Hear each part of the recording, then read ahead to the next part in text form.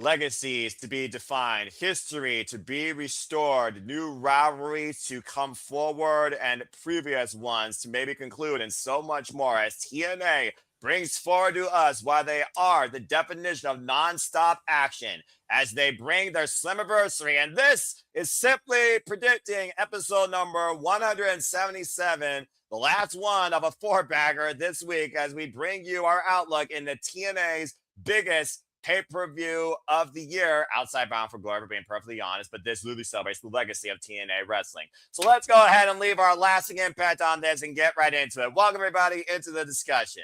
Hello, everybody, and welcome back in here once again to the Predicting. You know what this is. I'm the man, the simple brand, the voice of us for grateful for all things professional wrestling. Damn it. And my name is Noel Foster. So thank you all for tuning in, whether live or on demand. Please like, subscribe, comment, and tell a friend. And if you want to dictate the conversation, super chat or PayPal the patches. It's as simple as that. And of course, your opinions, predictions matter too. I'll be bringing them up throughout the forum here in the chat as long as you're on topic. And of course, your predictions matter. The forum will be live once these streams concludes in all the comments section across SR Studios and my social media feeds. And you will have until 7 p.m. Eastern Standard Time tomorrow night, Sunday evening, to leave your impact and get your predictions submitted.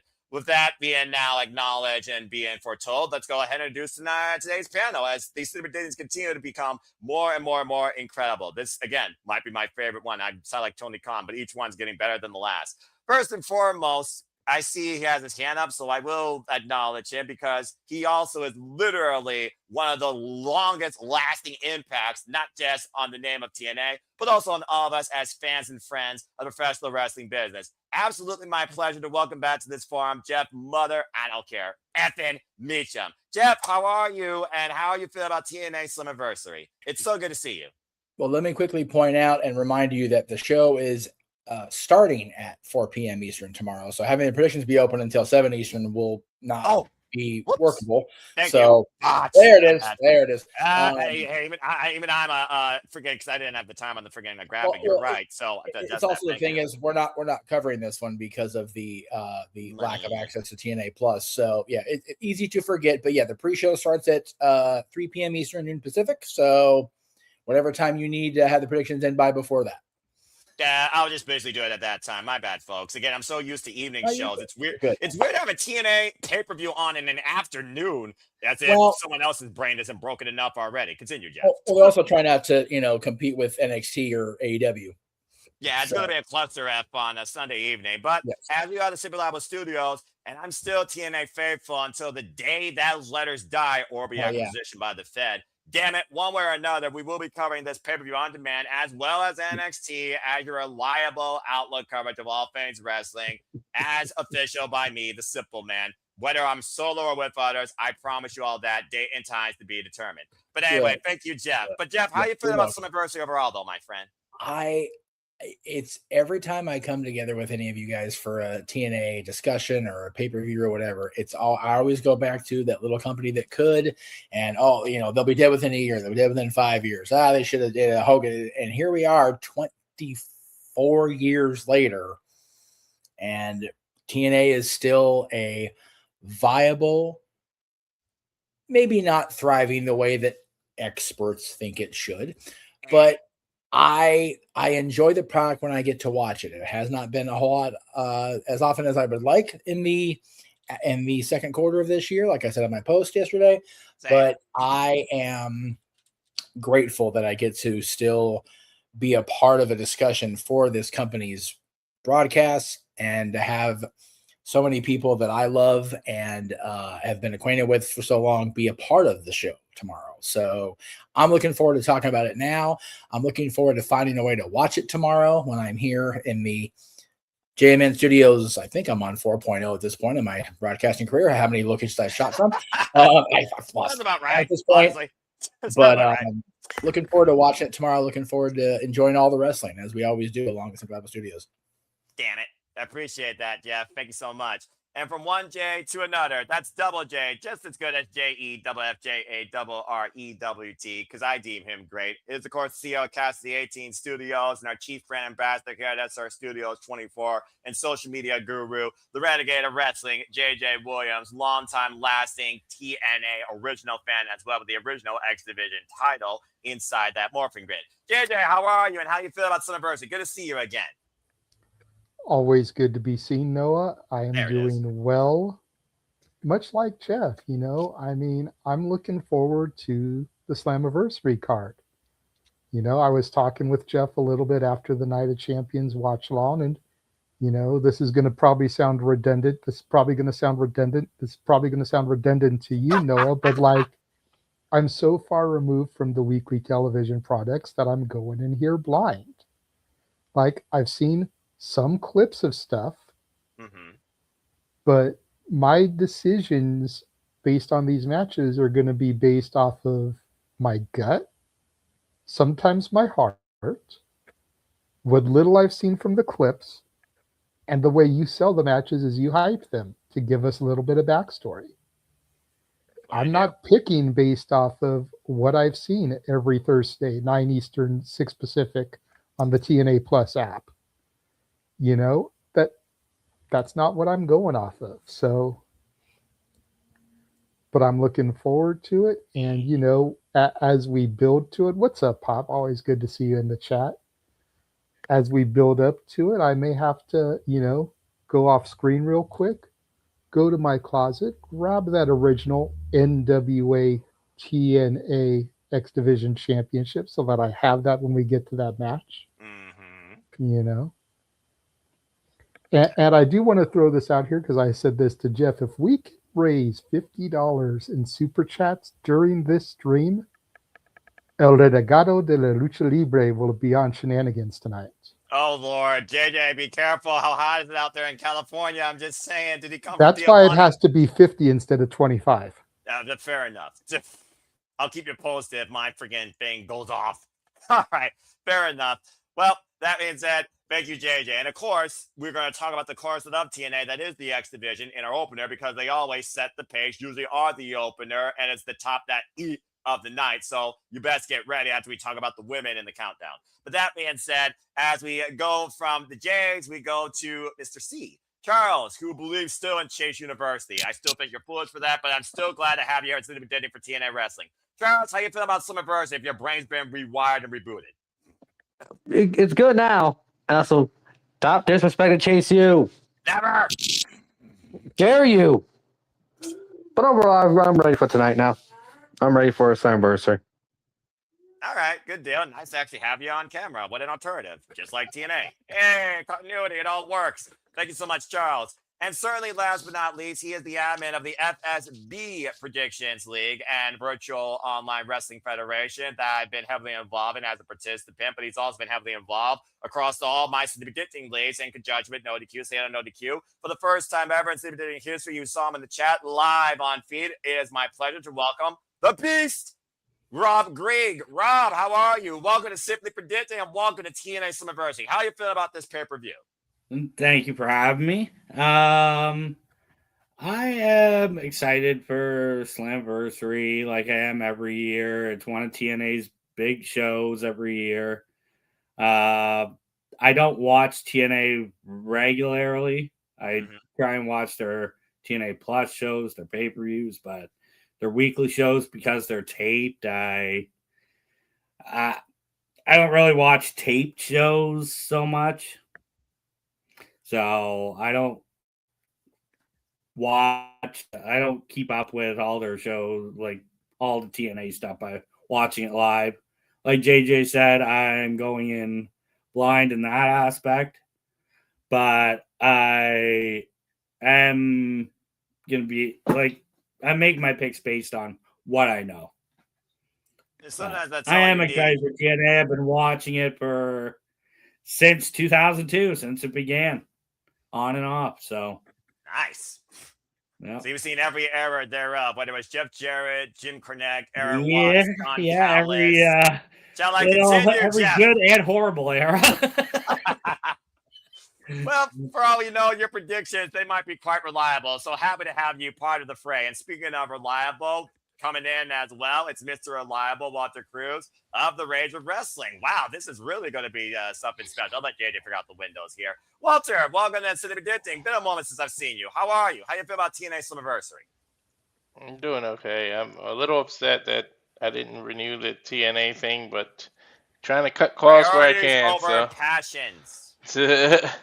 But yeah, I'm looking forward to it, especially after attending live and stuff. TNA's been doing some good stuff, so we'll see. All right. And yeah, of course, you've seen the rise of the broken universe once again when it comes to the Hardys. So I'm looking forward to. I still won't get over a broken version of Moose. That shit was hilarious. You watch that, and I feel like Charles. My brain's broken. I told you I wasn't lying. You were like, "Wait, what? A broken Moose?" I'm like, "Dude, they did it." Broken moose sounds like an oxymoron for like a health condition. Honestly. Broken Moose. Yep. Yes. You heard him right. Oh my damn. Okay. Yeah. Okay. Yeah, we're just gonna leave that. We're gonna just delete that. All right. We're just gonna delete that from our brains. Okay. I missed something. Don't worry about it. You don't need it in your freaking registry. But that being said, thank you, Walter. And certainly last but not least, rounding out a fantastic 7, one half of the MVPs, the VIPs of the Domingos. Emmanuel, how you feel about TNA Slammiversary? Good to see you. I'm doing good. Like besides the drama that's been happening to TNA, this should be intriguing. How some story matches could be going, but I wish there was no drama right now because it's really hurting the product itself. And then, but the quote unquote TNA being on sale is like, what are we doing here? Are we gonna see the demise of TNA finally? The cockroach that never died actually dies. I'm not sure how to feel about it. So I know there's a lot of people who have seen TNA since day one. And that's okay. For me, it's like I've been watching once in a while, like catching up with the product because for me, like, it's a little bit too much wrestling because trying to see what's going on with AEW, like trying to. Well, I've always put TNA at the center of the wrestling universe, and I think this right here defines that, considering this is the largest city panel we've had in a long time, but this is how important we deem what TNA is meant to be, and this is the second, if not the biggest show of their calendar year. So for me, it's a turning point in this company. But I welcome that comment. Again, that picture is still ridiculous. All right. Well, that being said, without further ado, City Predicting community, professional wrestling fans, TNA faithful like me, like Jeff, JJ, and others in all classes galore, and how poetically that he has that picture. And Rob, I see your hand. What you got to say real quick before we get right? You said turning point, pun intended, right? And I wonder if that show will come forward. Leave the puns to Walter, Noah. Yeah, well, I didn't mean to, but then again, you all have been influences on me, and I don't know necessarily for the better. But bottom line, you like it, Noah. I don't know if I like it or I just deal with it. There's been a lasting impact on me since I joined this internet family. Lasting impact. I said, anyway, you put up with us. I do. Someone has to, right? All right, gentlemen, let's get right into it. So again, folks, as Jeff corrected me, thank you so much, brother. This is TNA Slammiversary. This is going to be exclusively on pay-per-view on the TNA Plus app. It will, of course, be starting at 3 p.m.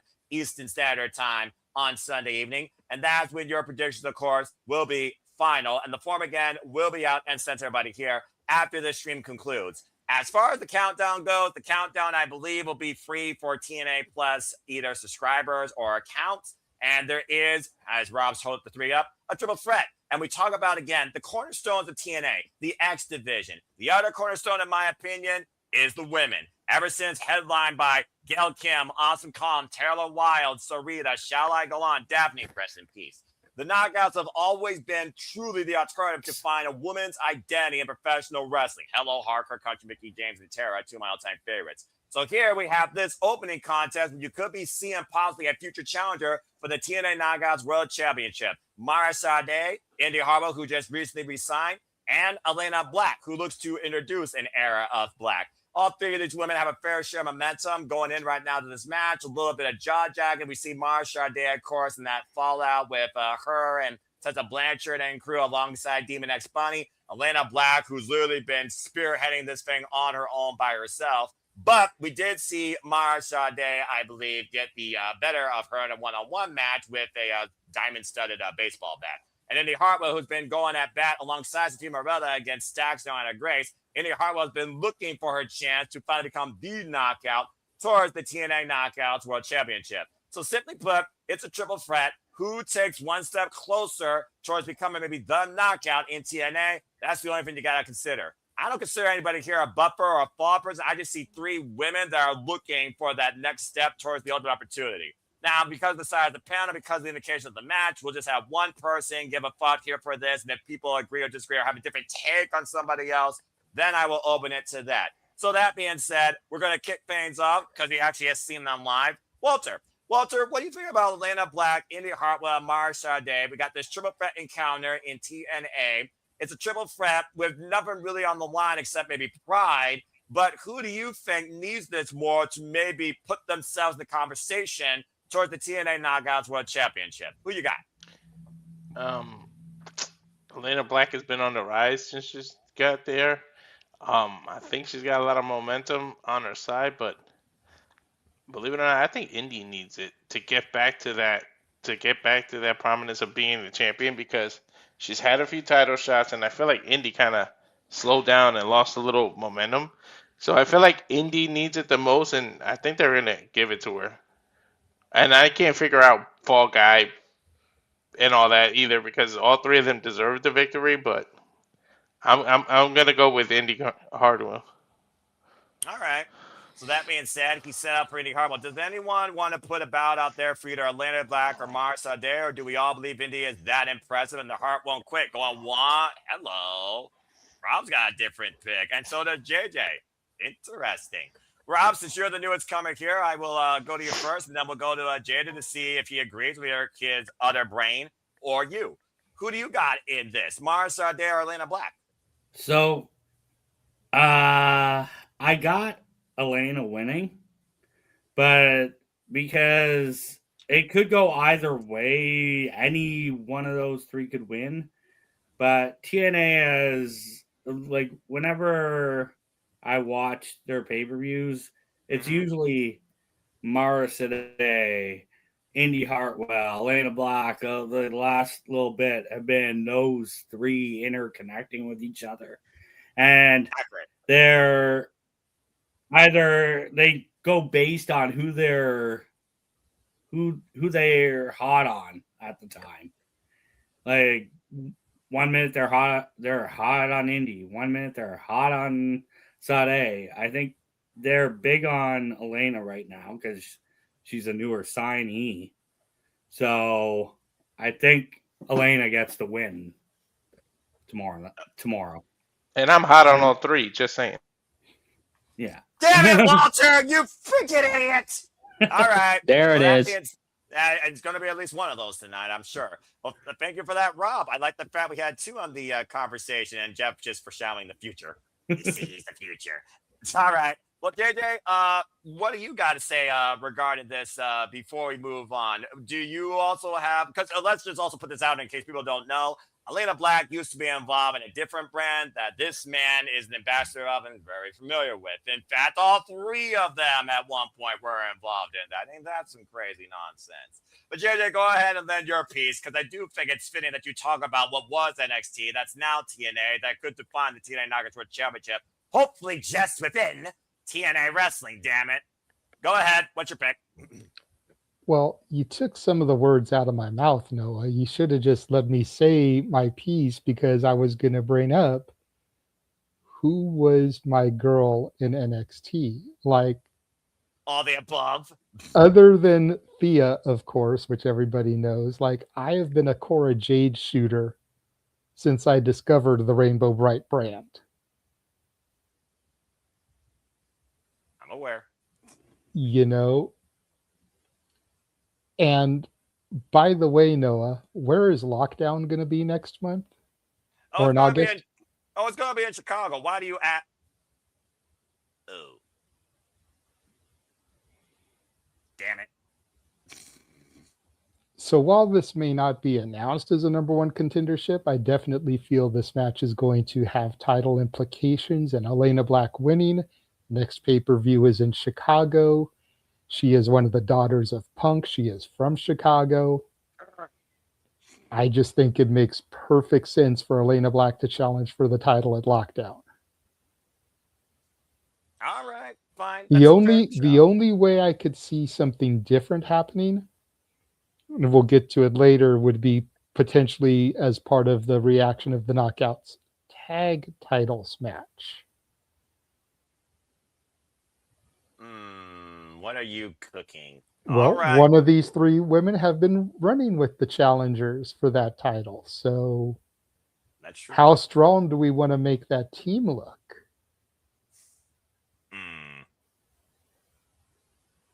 All right. I But see your point. my money, we're Walter and I are back in Las Vegas. We're at the Horseshoe. I'm at the bookie. My money's on Elena Black. Okay. I'm just going to say this in conclusion. Indy Hartwell just beat Elena Black recently on TNA Impact Television. Mara Sade, of course, beat Elena Black back in that no disqualification match that I pointed out at Sacrifice. And Elena Black, she has not won a match since April when she beat Katie Arquette and Sophia Rose on TNA TV and also Explosion. And to your point, literally, Mara Sade's been rolling on side Demon X Bunny when the Bunny was brought back to life. Yay. And they took down Tessa Blanchard and company, formerly known as the Diamond Collective. So all three of these women right now have had a fair share of mixed fortunes, and nobody right now is in the driver's seat. So it really is anybody's game. And I kind of like that outlook with these three in TNA. But still, fair shouts by y'all. So again, good luck to all three, and definitely set a precipice for what the Knockouts division is and what TNA Slammiversary can bring. Jeff, I see your hand. What you got to say real quick? I definitely agree. I'll also put JJ's money on Elena Black.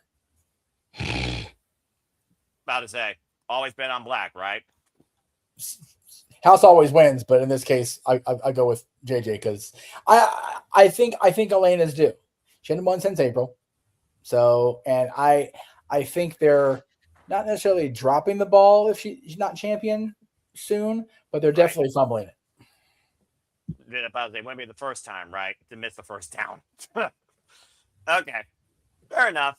Nicely done, everybody. Now let's go ahead and get right into the actual show. And as I said, for those that don't know, I think we all know the TNA formula is about who spearheads the rest of the nine sets the pace.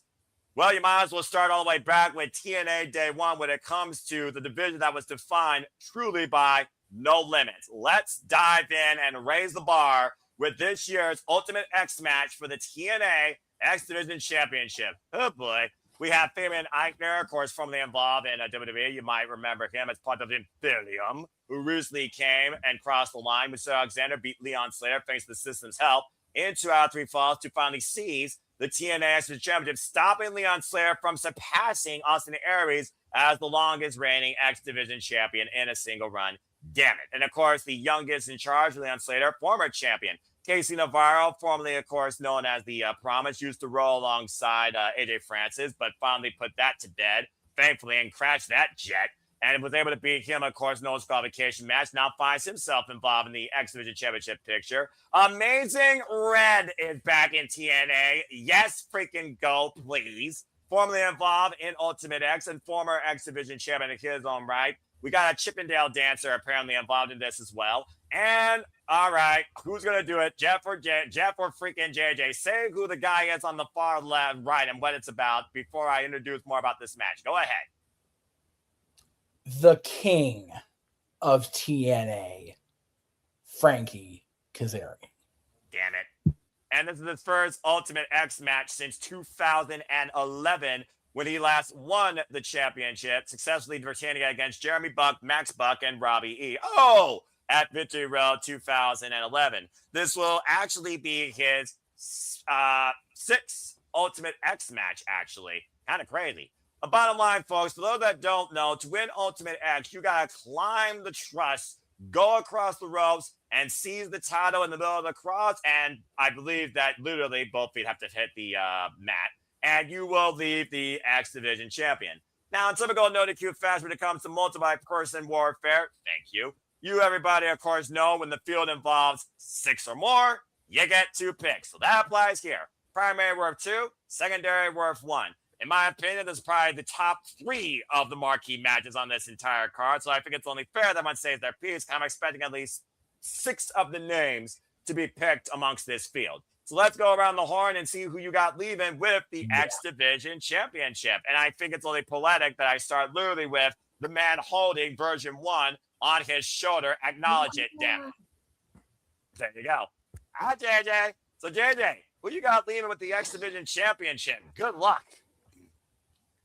So I can literally come up with reasons for every single one of these men to leave, including Mr. Elegance. You know, Mr. Elegance winning it would just make them even more insufferable, especially if Heather and M can somehow, some way retain over Demon X Bunny. Then you add more gold to the Elegance brand. Urge to kill rising. Breathe. No. I'm just saying there's a logistical reason for him to win. Now, spoiler alert, you know damn well I don't want the Elegance brand to beat Demon X Bunny. Yeah, no. But there's a logistical reason for him to get that belt. You go to KC Navarro.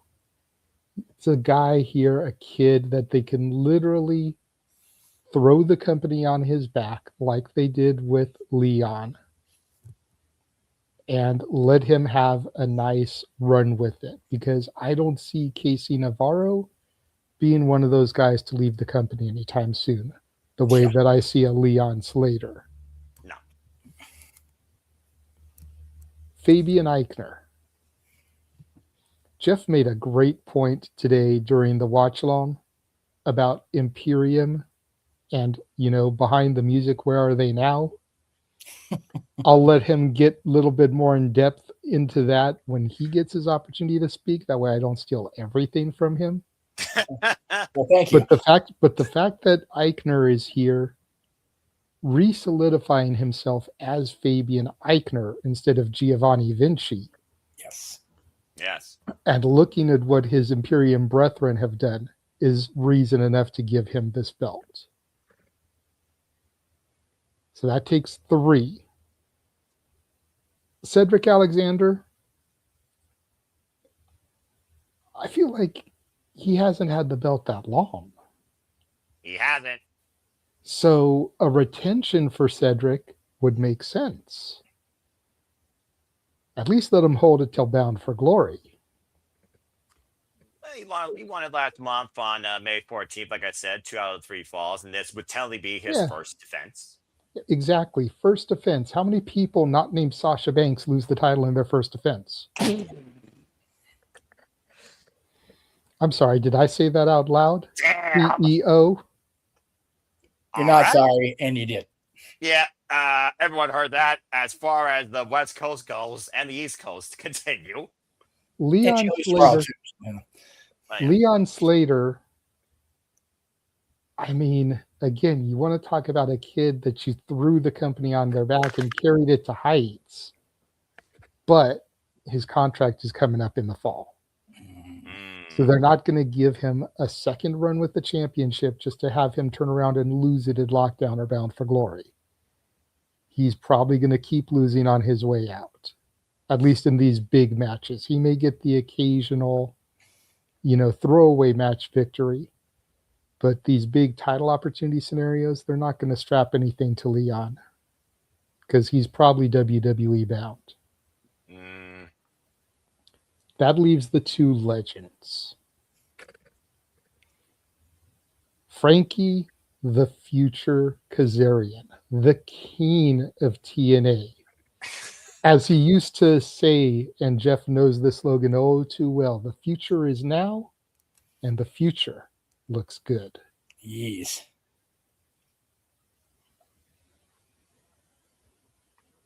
Option C is always a thing. Oh God, please, please. Calm down. You know, he wins this match again for the first time in 15 years, That's correct. and then cashes in option C. Down for glory. Even though it won't be in LA or Anaheim or anywhere near us, let him get it at TNA's WrestleMania, essentially. And now let me reevaluate my picks. And that just leaves the man who runs the House of Glory. The man who last year teased everybody by leaving his boots in the rain just to turn around and grab them. I'm not done yet. Could there be, I see Rob making the cutthroat, could there be one last glory run for Amazing Red? Again, I don't think it would be a huge X Division run. I think it would be an option C scenario. I think if Red were to get it, he would cash in that opportunity at Bound for Glory, and maybe, just maybe, Bound for Glory would be the end of Red's career. The man who runs House of Glory, if he cannot be successful at Bound for Glory, maybe the glory days are gone. It's a lot of glory. Right? Now, gun to head, got to make a pick. And I get two of them, you said, right? That's correct, good sir. Everyone does. My number one pick, Cedric Alexander for the retention. All right. My number two pick, and don't go texting him so he kills me, but I've got Red. I've got Amazing Red as my number two for that Cinderella story. Wow. Everybody doubted me when I said Sami Zayn was walking out of there with the WWE title today. Fuck right. Don't doubt me when it comes to nostalgia, because that is what Slammiversary is. It is an anniversary show. It's about nostalgia. Correct. AJ Styles returned last year at Slammiversary. Yeah. Amazing Red could very easily walk out of there with this belt and then cash in option C, like I said. Don't underestimate Amazing Red. Look at how many people copy his code red. Yo. Oh my lord. Zelina Vega, Sky Blue, Cold Blue, Pop Rocks, Innovator. And again, I think he's on the tail end of his career. Give him one more glory run. Red's my number two. An incredible breakdown and assessment and preview of the 50th number plus Ultimate X match in TNA history amongst this star-studded feud of the future and the present and the great and those that can be. Well done, JJ. That being said, there's your setting ballot. He's got the champion retaining and Amazing Red as his secondary. I also will say this as I go down to Jeff. Amazing Red has been involved in 4 Ultimate X matches. He's only won one of them back at Bound for Glory 2009, and that one was literally for the TNA Division title. In the genesis of Amazing Red Kazarian's career, when it came to one-on-one matches, even over a vacant X Division championship, Kazarian got the better of Amazing Red. In a 6-person preview this past Thursday on TNA Wrestling, Jeff, your boy Kazarian snuck in the win off Leon Slater's work with a roll-up and got the win for his 3-person team. And we all know Kazarian can be an ultimate opportunist here, and he brings probably the most level of experience in this environment overall amongst the entire field. So, Jeff, what you got to say regarding what JJ said? Go ahead. Well, he also trained where, Mr. Kazarian? I believe California. No, he first started out with a Killer Kowalski. Killer Kowalski, that's right. Killer Kowalski, remember Kennedy Worsfield. And where's Kowalski based out of primarily? What area of the country? The east over Northeast, here, like Northeast New England area. Yeah. New England State, Okay, yeah. just want to think about that. No, that's fair. That's fair. Slammiversary and then Boston. So let me briefly step out of my in character thing here and say I texted this man. He's crazy. He in his damn match. I told him so. I told his wife so. Oh no! You a crazy boy. And I as your friend, I question you. I love you, but I question. All right. Damn it, Frankie. Anyway, Live in the moment, Jeff. Live in the moment. And I get that, and that's great. He got a beautiful wife, beautiful child. He need to be throwing himself up to the Ultimate X and risking his shit. What's wrong with him? It's Damn bad. it, Frankie, you freaking idiot. Sucks so bad. Why do we gotta suffer elsewhere? You know what I mean? Yeah. Angels are just the shits. Like we gotta like have some good in our lives here. You know what I mean? There's gotta be some good out there. It's gotta be. Look, JJ brought up the point I made during the Night of Champions watch along. The fact that Gunter is in main event world championship matches, the fact that Ludwig Kaiser is the most over dude, I think, in WWE right now, and the fact that he was involved in what many, not just the NorCal Nitwit, but many are calling the best under the WWE umbrella match in history. Fabian Aichner's got a load to live up to. And if we're being real with ourselves, he's never going to be the world champion. That's just not his lot in life, right? Right. But he's reproving himself as Fabian Aichner after that disastrous gimmick change toward the end of his WWE run. So I like him being here. I love me some Leon Slater. I think the world of that kid. I just, more than just my dislike of the person he was chasing, I'm just so mad that he couldn't surpass Aries. Aries is a great in-ring worker, but I'd rather him not be on the history books if I can help it. So I love to see do good things from him. Again, Cedric Alexander just won the championship not too long ago, and I think he is worthy of a run.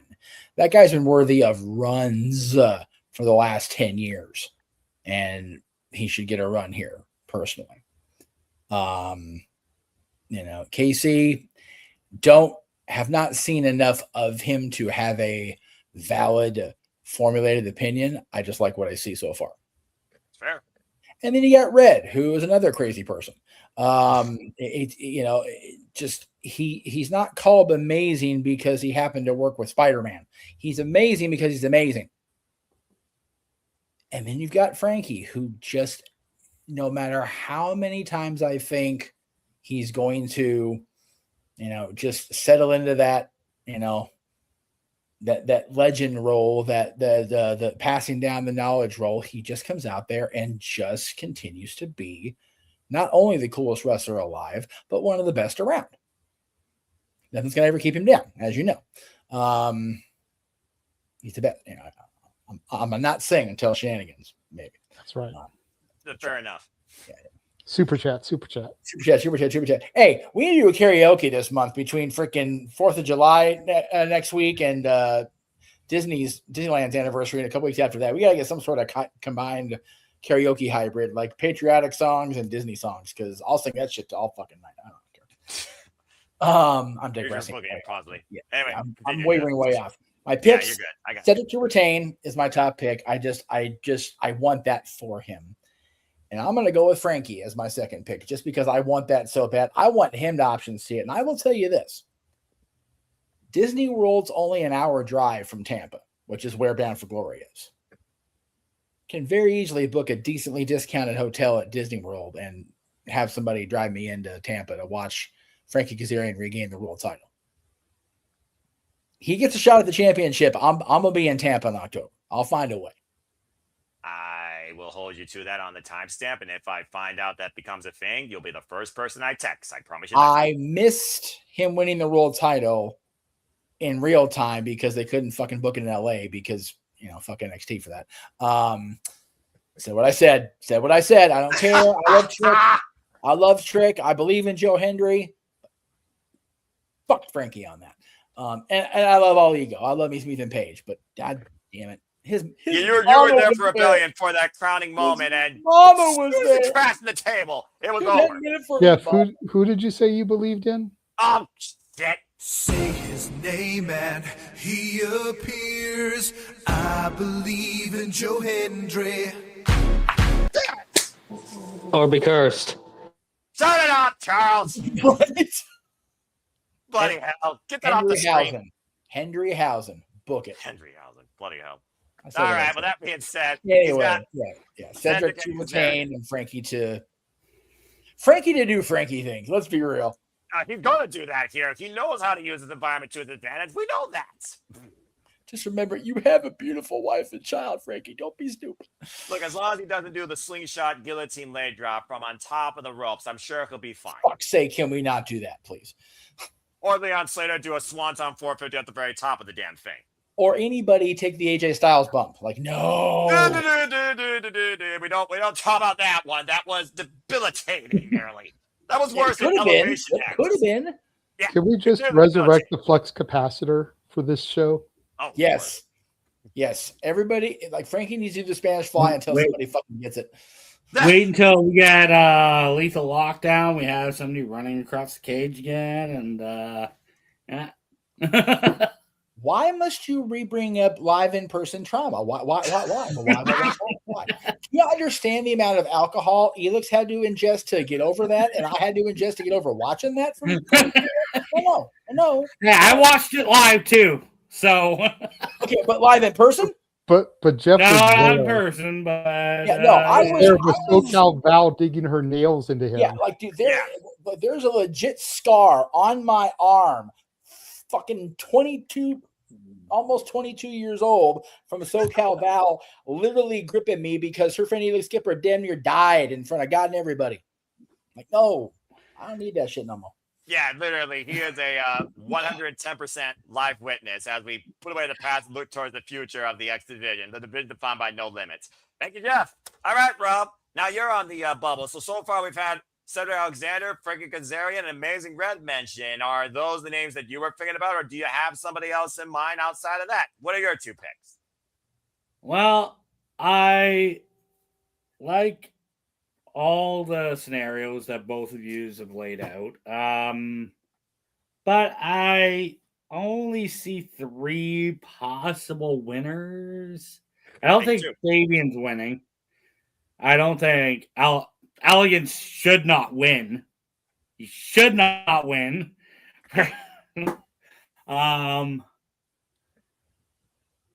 Leon Slater, I don't think he should win just because he should be going up further. And he's possibly out the door and on to another 3-name brand. Then there's also there's a couple people that were announced for the match. Like Fabian Aichner. He was just like announced backstage just because he's Italian, like Santino. He's like Santino's like, yeah, okay, you're in. Santino's Canadian, but nonetheless. No, I know, but storyline. I get it. Okay, babe. Oh my God. That's profiling and profiling.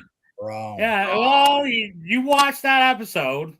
Santino said, yeah, you're in. I get it, but continue.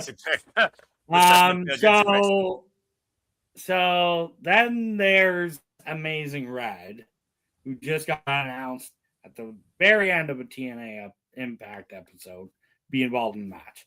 I don't think he's winning. I think he should have been in another match that I will talk about later on when that comes up. Okay. But my 3 picks and narrows it down to Cedric, Navarro, and Kazarian. Ooh, Navarro. All right, but you only can do 2, so what's it going to be? So my number 1 pick is Cedric retaining. Seems to be the formula. Yeah.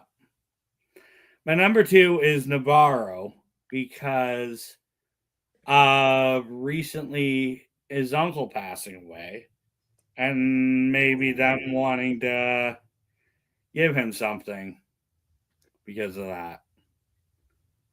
All right. Which AEW is in the same boat with Maya, but I don't think they're going to do that. But that's another show. All right. We'll stick to TNA. I appreciate that. So, I do like the fact you played the sympathetic card because TNA is about those moments of, I feel like, encouragement that the crowd buys into when somebody goes through so much and yet they still bring so much forward to prove why they're here. And TNA has been the definition of that for many people's stories and rises. Parker Country Mickey James is one of them, going all the way back to when she was originally with Raven, close to Raven, Nevermore. But all right, but again, I love the fact we got different name dynamics. So he has put in Cedric. I'm going to be curious if someone says Cedric not for primary, and now we have Casey Navarro in the mix. Okay. Walter, let's go to you next, bruv. Again, you were there live. What are your thoughts on this? Again, Leon Slater, I think it was less than days or so from surpassing the record. And last year at Slammiversary is where he won the championship, became the youngest champion of all time, endorsed by AJ Styles. Now we find him in Ultimate X 1 year later. Imagine him adding that to his resume. But to what people talked about him being bigger and better things, we were holding out for him maybe challenging for the TNA World Championship. And it hasn't happened yet. And now we don't know if it ever will happen. With that in mind, what do you think about this? I think it was literally 1 day away, but there's a lot of us, so I don't want to be long-winded. But I got Cedric retaining as primary and Casey Navarro as the second pick too. Oh, Casey Navarro. Okay, fair enough. And again, you were there live, so I mean, again, you have an inside look where maybe you're more right than anyone else here. All right, Emmanuel, what about you? What are your two? You know what? Fudge it. I'm just going to say it right now. Yeah, Cedric's my primary as well. I think it's safe to say everyone's primary is Cedric. So, Emmanuel, just talk about your second pick. How do you know, Noah, what was my primary pick? How do you know? Yeah, I don't know. How do you know? I do know. All right. Anyways, like my secondary pick, I was gonna pick Amazing Red. Now I'll agree with JJ what he has to say. Like the Slammiversary, the nostalgia's there. There's a reason why they brought him back, unless he's gonna be inducted to the TNA Hall of Fame. But you know, that's a fair shout. And other than that, like what other reason why you brought him back?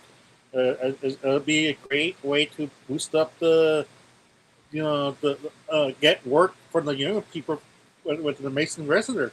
This is going to be my first time seeing Mason Wrestler in action because I missed out the TNA back in the day. So that's my fault.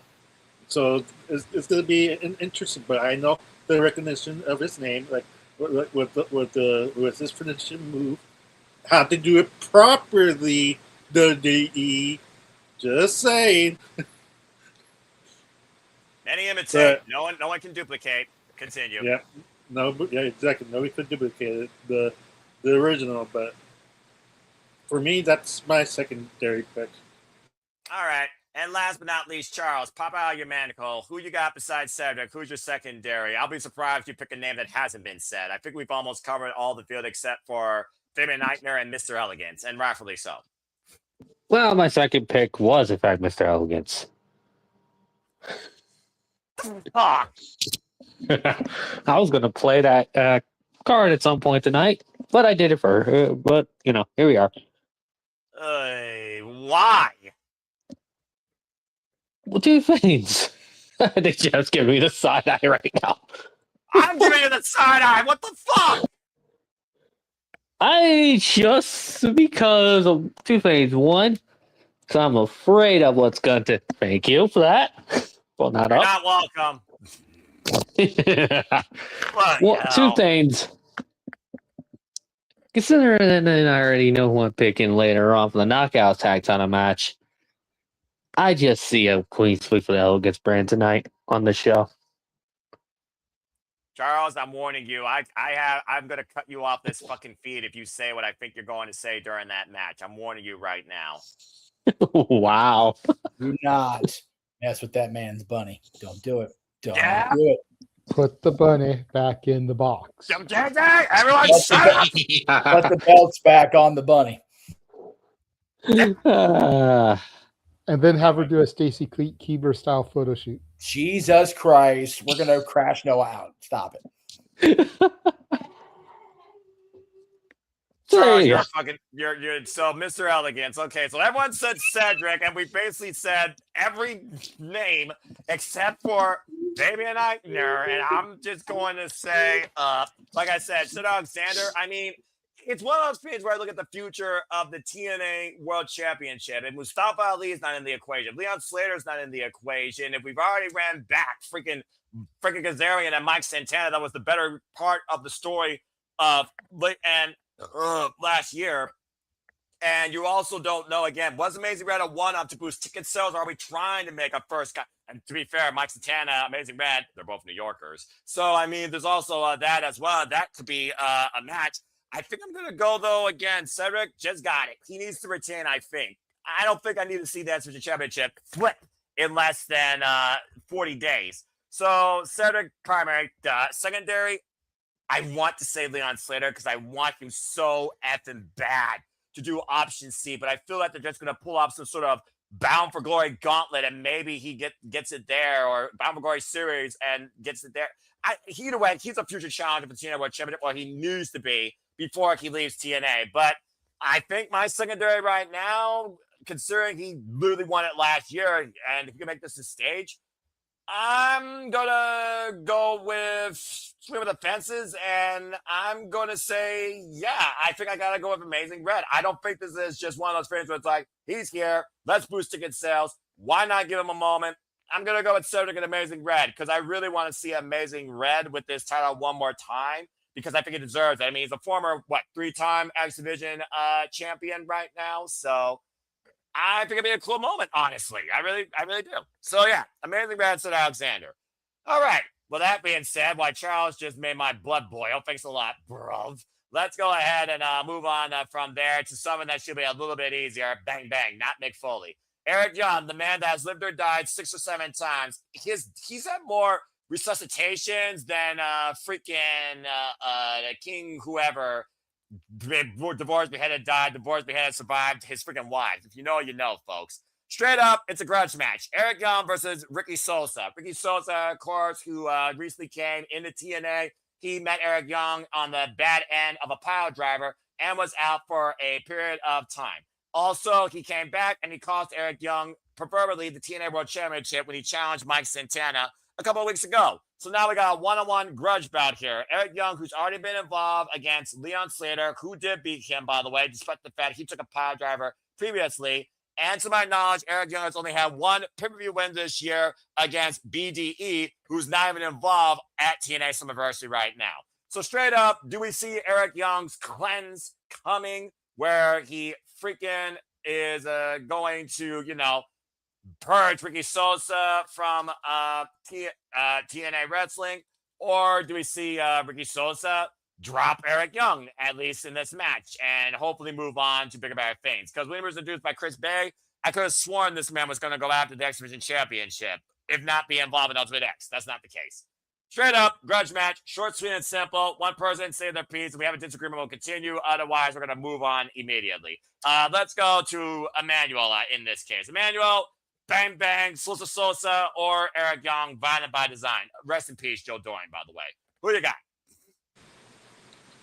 I was gonna say Ricky Sosa. Like the newcomer needs to get the rep from Eric Young. Like where did the storyline go? Like for Eric Young, like we're expecting a faction, but an area began. He was talking about like the cussing and just dropped out of nowhere. At this point, Eric Young's not the purge; he's the proving ground. Let's look at his track record. Come on now.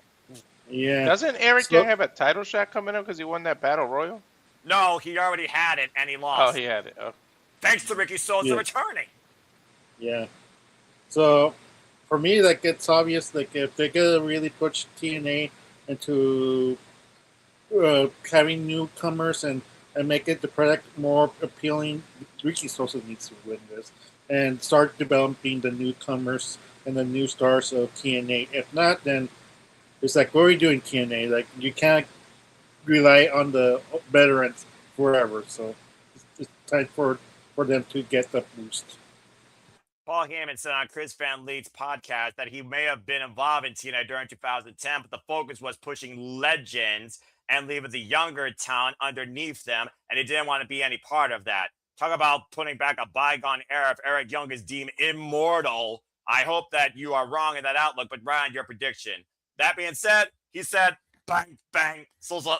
He's got Ricky Sosa winning. Does anybody disagree? Going once, going twice. Good folks. Okay.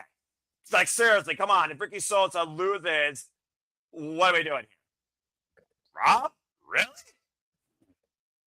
Oh, okay. So I have Ricky Sosa winning, but I will say I am worried because they do have Eric Young winning matches that he should not win. And this year he does have, I was just looking back at his wins this year. He's beaten Rich Swann, BDE. Yep. These are his one-on-one. EC3. Yeah. Brad Attitude, whoever that is. Brent That's Oakley. an independent talent. He defeated EC3 after a no contest, and yeah, so he does have more than just one win, and then he had that. Yeah, but the key thing, Rob, two of those men that you mentioned are TNA veterans. One was literally a social media. Yeah, well, Brent and fucking BD are both social medias. Well, here's the thing, though. Brad's not signed. BDE is. No, Brent. I know. Yeah. Brent Oakley, he's not signed, but yeah. Right. But bang, bang, Sosa, Ricky. Yeah. Oh, yeah. I have Sosa. I'm just saying. That's fair. It would not surprise me if Eric Young won because they do that with him. I really hope Eric Young's the last stand that believes that TNA still needs to endorse in the future. But at the end of the day, I don't even know what Eric Young's doing there anymore. Simi Callahan is shocked that he was released, and so am I. But that's a whole different conversation for another day. Regardless, bang, bang. All right, let's go ahead and move on from there. And because he instigated me, and because it might be the last time he's on this stream, we'll start with him. Let's talk about Demon X Bunny versus the Elegance brand for the TNA Knockouts World Tag Team Champions for a division that doesn't exist. Charles, again, I fucking warned you, and I will literally rip you a new one if you say what I fear that you're going to say. I'm not fucking kidding. All right, straight up, Rosemary resuscitated the bunny, Allie, back to life after going through the undead realm and basically repenting 7 deadly sins. You fast forward the clock with the Diamond Collective of Tessa Blanchard, Crawford, and Mila Moore. I think that's her name. And basically now we, of course, have this tag match where Demon X Bunny, alongside Marcel Day, to JJ's point, I believe he brought up in our opening discussion, got the better of the TNA Knockouts World Tag Team Champions and the Elegance brand as a whole in a 6-way. And Allie just signed to TNA Wrestling. Congrats to her. TNA, you fucked this up. I will literally boycott your brand. Bottom line, though, the division without a tag team division, the Elegance brand, have held it down since beating the Inspiration. So, straight up, do we send the Elegance brand down the rabbit hole or 7 below and introduce Demon X Bunny as the new TNA Knockouts for Tag Team Champions? Or does this division that doesn't exist remain elegant? God help my blood pressure. Let's go around the horn and see what you all think. And Charles, we will start with you fucker. Who you got leading with the TNA Knockouts World Tag Team Championships? Rosemary and Allie or the Elegance brand? And Rosemary, by the way, folks, has been a multiple-time TNA Knockouts Women's Tag Team Champion as part of a Decay with Jessica Havoc and Lavera Loca Taya Valkyrie. I'm just saying. Go ahead, Charles. Speak your mind. Yeah, here we go. You know what I said earlier about the clean sweep thing? I always said that when it comes to commentary. I don't see the Elegance brand winning this match.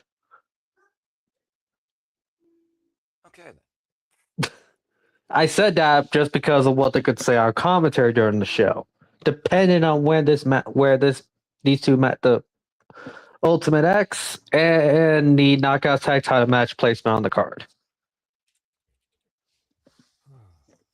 All right, fair enough. That's all you guys say regarding this.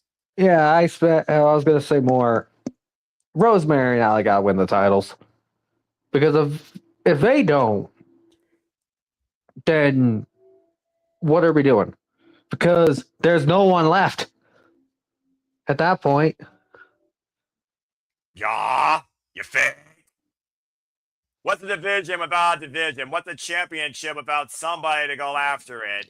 Insert the Elegance brand, who has been champion now for 163 days on this dead gum freaking second run, including a win over Mickey James, ODB, and Terrence Rebellion. That still pisses me off. Elegance brand, of course, has defended these successfully against the last team they did have in India Hartwell and Zaya Brookside, and even NXT's Zaruka, and of course the Inspiration, who were the previous champions. The only thing you gotta know about the Elegance brand, folks, previously they lost a Knockouts Champions Challenge where Elena Black, Marcia Day, Zaya Brookside got the better of Ling Lee, who was with the Elegance brand because they're champions. That's the only reason that those freaking yahoos were together with Ling Lee. Recently, though, on TNA Wrestling, Demon X Bunny and Marcia Day did beat the Elegance brand to earn this opportunity. Thank you, Charles. That being said, he's got new champions. Let's make this short, sweet, and simple before someone really pisses me off. Does anybody, I swear on everything, sure in my heart, does anybody think the Elegance brand is going to retain, or can we move on? Going once, going twice. I'm just kidding. Call me Alice. I want to go down the rabbit hole. All right, good people. Okay, I feel a little bit better about myself. I don't have to go into a rant. I don't have to overpassionately endorse why they need to win and send these people down the red light district. Better look again, So Noah. it's all good. No, wait, no. I don't think they're retaining. I just want to say, Ash Elegance is worth Dana Brooke. I think is better than Ash Elegance, and that's saying something. I think it depends on what you interpret via resume or via presentation, because there's somebody here that will 100% both disagree are with you. horrible. Both are horrible. I will dispute you on that because Dana Brooke was as bland as a jar of mayonnaise. Okay, yeah, maybe Ash Elegance is a little bit better than Dana. She's a freaking knockout tag champion and freaking. He's still horrible. Ash by Elegance was TNA's answer to Timeless Tony Storm. If the Elegance brand retains the tag titles, I just quit. Like, Look, we're just gonna leave it like this. Please. If Demon X Bunny win the titles, Noah is buying this. He actually might be right. I would buy that. All right. I like how he did deny it. Moving on. Thank you, JJ. That was fucking awesome. I would buy that. The Demon X Bunny for life is all I gotta say. All right. Moving on. Yeah. Oh, good. Emmanuel, you got your hand up. Why are you people keep instigating me? What do you guys say real quick? I'm trying to move on. I'm just saying, if the Elegance brand keeps the title, you have to you have to give up on TNA. Stop it, JJ. There's no rhyme or reason why they should be keeping the tag team titles.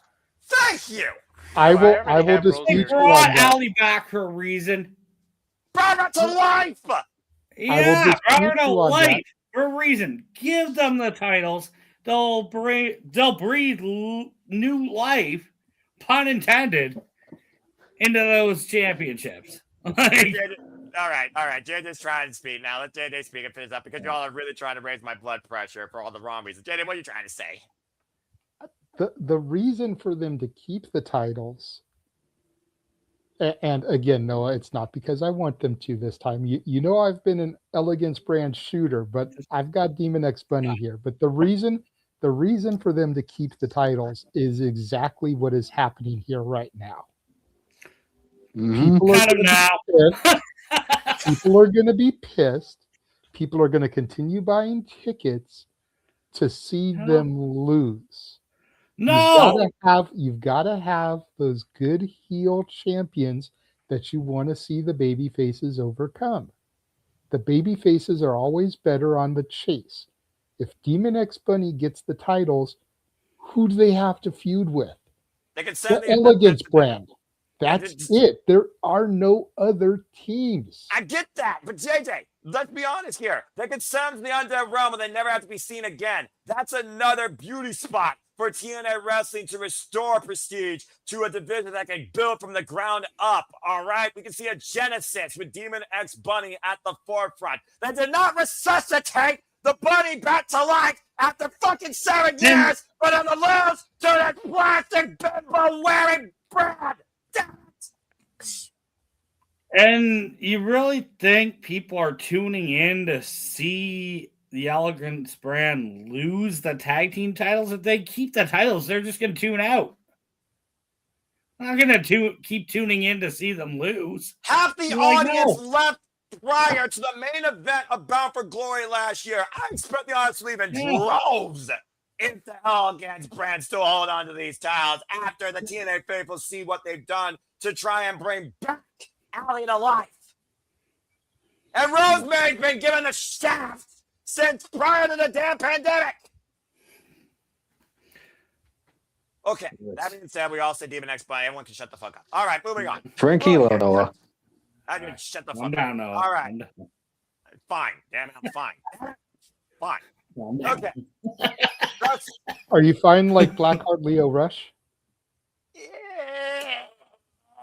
It's fine. It's fine. All right. It's fine. Trust me. It's fine. And I also trust in Ali as he's been the TNA International Championships. I try and restore my composure and move things forward here instead of predicting. Let's go ahead and talk about Mustafa Ali's open challenge for the TNA International Championship. Now, straightforward because we don't know the opponent, and everybody could pretty much put any name out there from the world as he's challenged everybody internationally outside TNA Wrestling while holding on to this title. And Ali, we all trust, since the Order 4 got a friggin' futuristic upgrade through Skynet, it felt like, when he beat Trey Miguel for this title, who, by the way, is still out injured, but did resign to TNA Wrestling. Good for the 419 guy. Appreciate him always. Represent Toledo.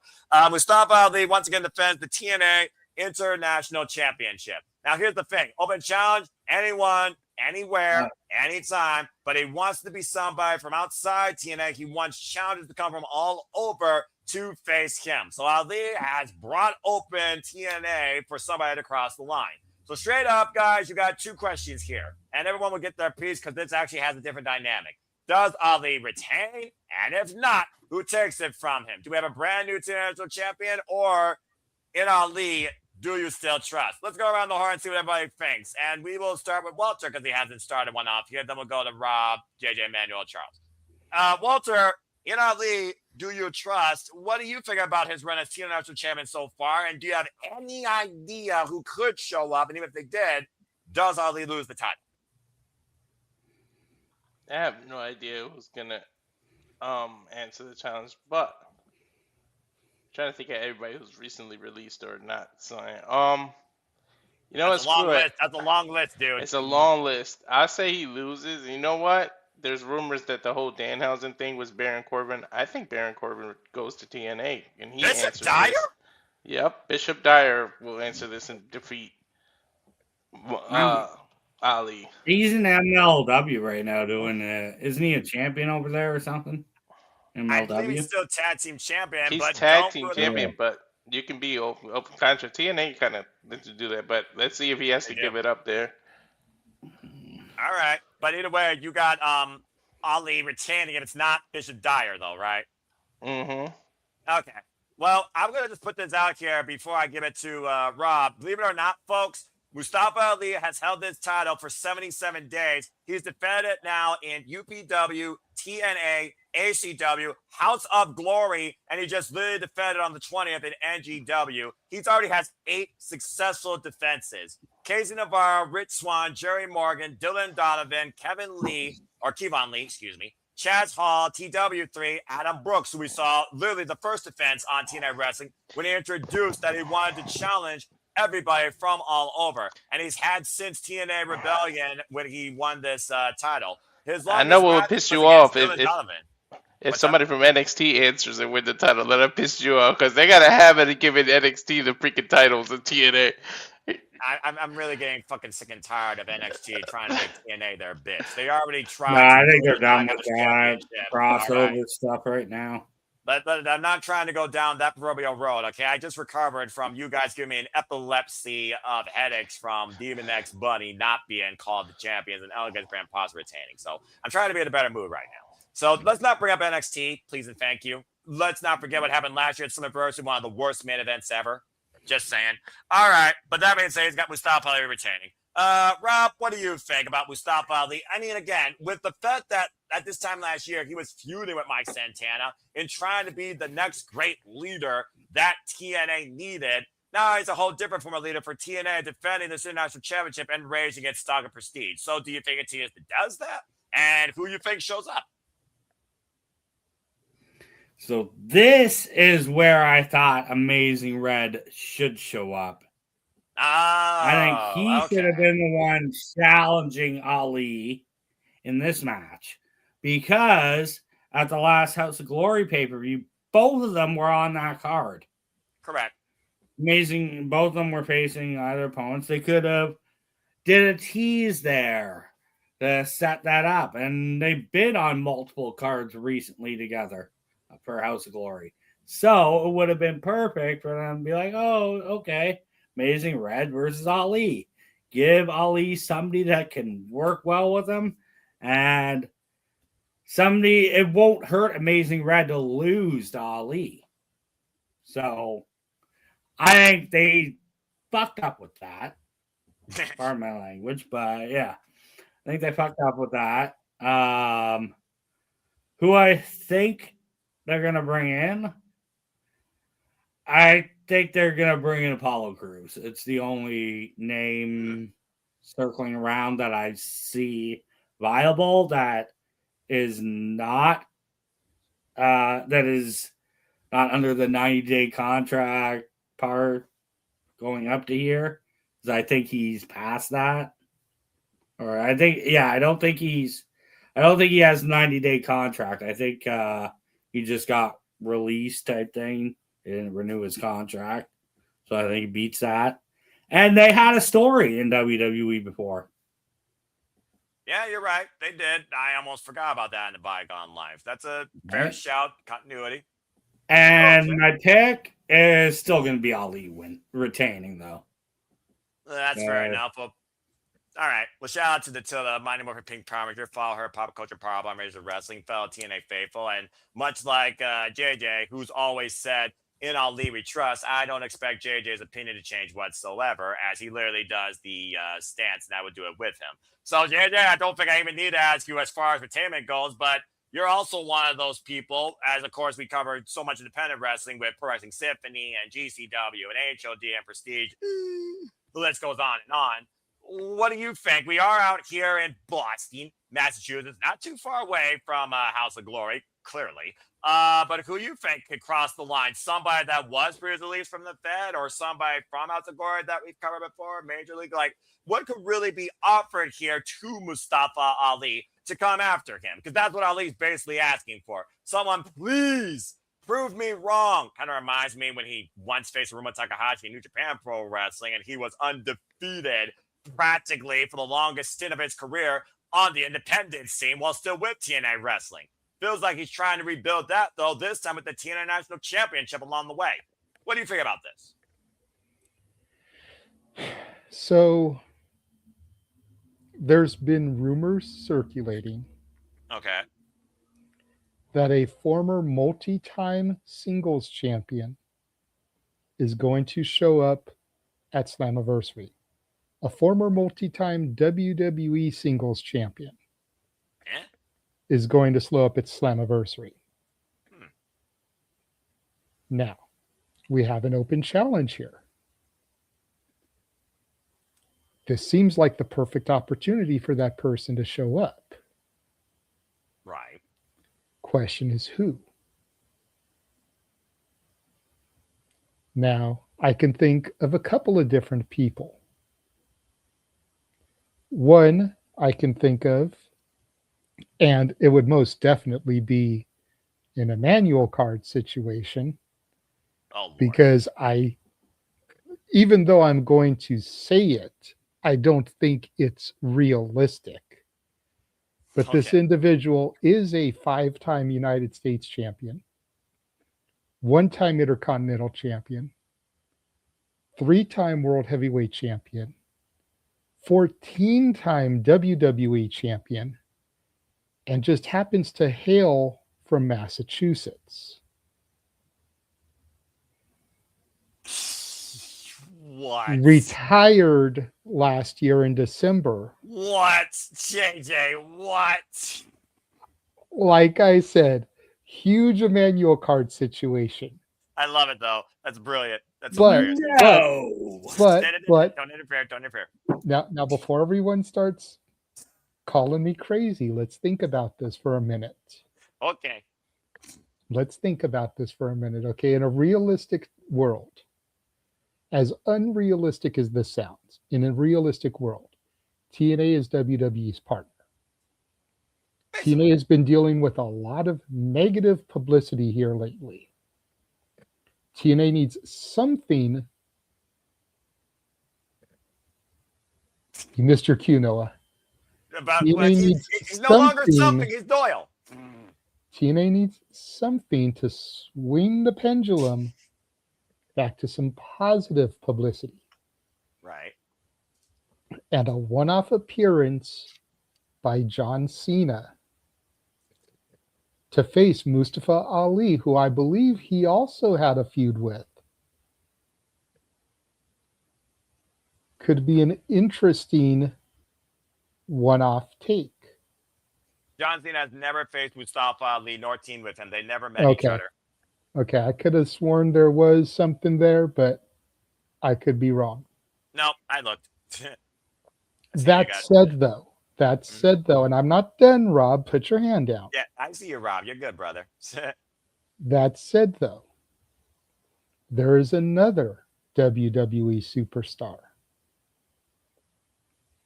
who is a 2-time former hardcore champion, 2-time former United States champion, and 54-time 24/7 champion. Oh, JJ. Who really? grew up idolizing John Cena, who also is a former 2-time NWA World Heavyweight Champion during TNA's ownership of that championship. And we mentioned earlier, Slammiversary is about legacy. That's what's up.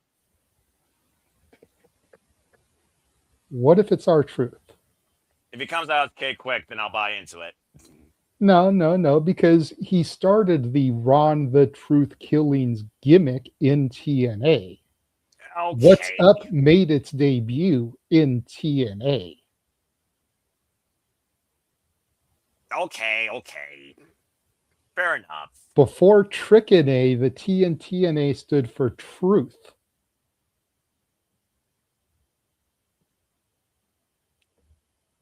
All right.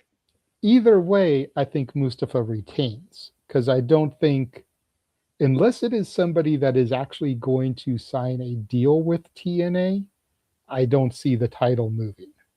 Same. But I think this is where we're going to see that multi-time WWE singles champion. Apollo Crews still has his 90 days. He won't be up until the end of July. Mm-hmm. So that ain't happening. But I could see WWE loaning R-Truth, just like they did AJ Styles from the main roster last year, for a one-off on Slammiversary. And he's the WWE Tag Team Champion, so Ali retaining against him helps build Ali's stock even more because he defeated a WWE champion. That's fair. I'm not going to lie, though, JJ. I was also thinking about legacy. I thought of Consequences Creed because, again, we keep talking about the New Day, and he was previously involved, and I just thought that'd be interesting. But I know everyone's looking at the New Day going to I just spread out names here, just going out there with AEW. And then Unfortunately, Creed is bound by the 90-day no compete. He won't be over until the beginning of August, which is why the New Day probably won't debut until All In, where the Motor City Machine Guns will probably debut at the Dynamite in Detroit right after Redemption. Yeah, and I was about to say, you beat me to that punch. I was like, damn, the 90 days, because that would actually make fucking sense. And it's just one of those things right now where I look at what Mustafa Ali is doing with this championship. He has not lost a singles match since winning this title. Now, yes, the Order 4, they did lose a multiple kerfuffle against Mike Santana, Case Navarro, and Leon Slater. But that was as a faction, all right? And there's a bigger, of course, thing there when we look at Ultimate X in our main event. But it's just one of those things right now where I just don't see Mustafa Ali losing. If he does lose, it'll be Trey Miguel looking for revenge, considering it was a team effort and a freaking Tron bicycle helmet to the head that led to Mustafa Ali seizing this championship. Unless we're pushing Mustafa Ali for the TNA World Championship, he's not losing this. That's all I got to say about that. Period, point blank, simple. In Ali, I completely trust 100%. Rob, I do see your hand before we give it to man. What you got to say real quick? I just want to say, yes, I agree with what you're saying, JJ. All with the WWE people coming in, because they have not said that it's somebody coming in that's signing a contract. So it could just be somebody coming in as a one-off. So exactly. And it could be somebody from, again, House of Glory. How close are we to that? What if it's the freaking House of Glory champion, freaking Madman? What if it's, somebody we've seen within House of Glory? We talk about how much amazing Red and a freaking... they did say it's a former multi-time WWE champion. Okay, so they are sticking to that. They are sticking to that. Okay. But they didn't say that was who was answering the challenge. It might just be somebody as a one-off. Okay, fair enough. I understand both your points. I mean, at this point, hell, I would have been even more laughing if it was from fourth rope Enzo Amore. I just think that would be hilarious. But yeah, I don't see that happening either. All right, fair enough. Either way, in Ali, we all trust. And I'm sure that Emmanuel is going to say the same thing, and Charles will just literally say that sentence before we move on. Emmanuel, what do you got to say regarding this match? In Ali, do you trust? Yes, I do believe in Ali. And the mysterious opponent will be the one, the only, Yaeska and Mr. Iwana. Why not? What? Yes, I played my manual card. Most likely that's not going to happen. You said, what's the screen? He's fun of me. I'm not even putting it up on the screen. He's fun of me. This boy, he's on something stronger than tequila right now. He's actually buying into that. You told me one per stream I have to play my manual card. And this is my manual card. Because who knows this dude they're going to get. And Mr. Guana makes sense. Like he's an international star. They've been using him once in a while. And why not go to TNA and mess with Ali? Mess with his mind. Like, who's this guy? Yes. That's no approval. He approves. Thank you very much.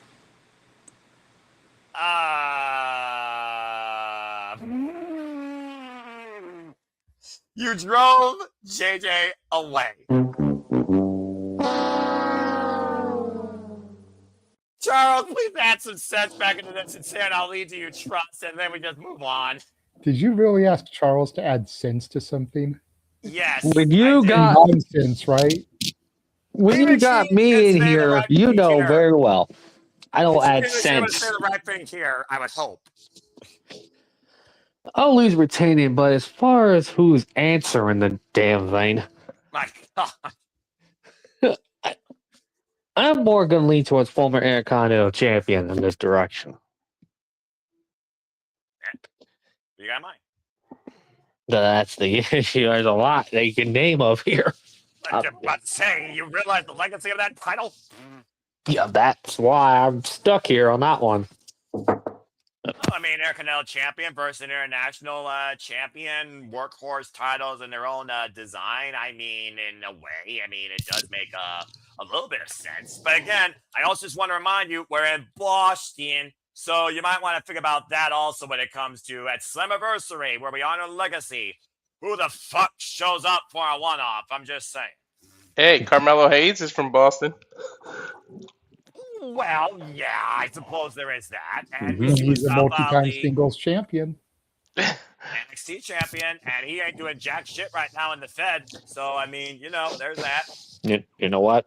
Screw it. Randomly, I'm just going to throw a random name in here. The Miz. And let's move on. He's too busy being a zombie housing. That's why it'll be more hilarious. What? Carmelo Hayes is a Miz good shout. Yes. I will say that. About to say. Well, I mean, Miz though. I mean, maybe that's why they kept him out of this weekend. TNA. If you think about it, of the released rumors, Apollo Crews still got 90s. My son just said, why we assume it's a man? It could be Kyrie, but she's in the 90s. Xavier Woods, even Coffee was raised in Boston, but he's part of 90 days. Confirmed that Apollo Crews has the 90 days? Or was he... That's a good point. Unless he was still on his NXT contract, and that would have made him a 30-day.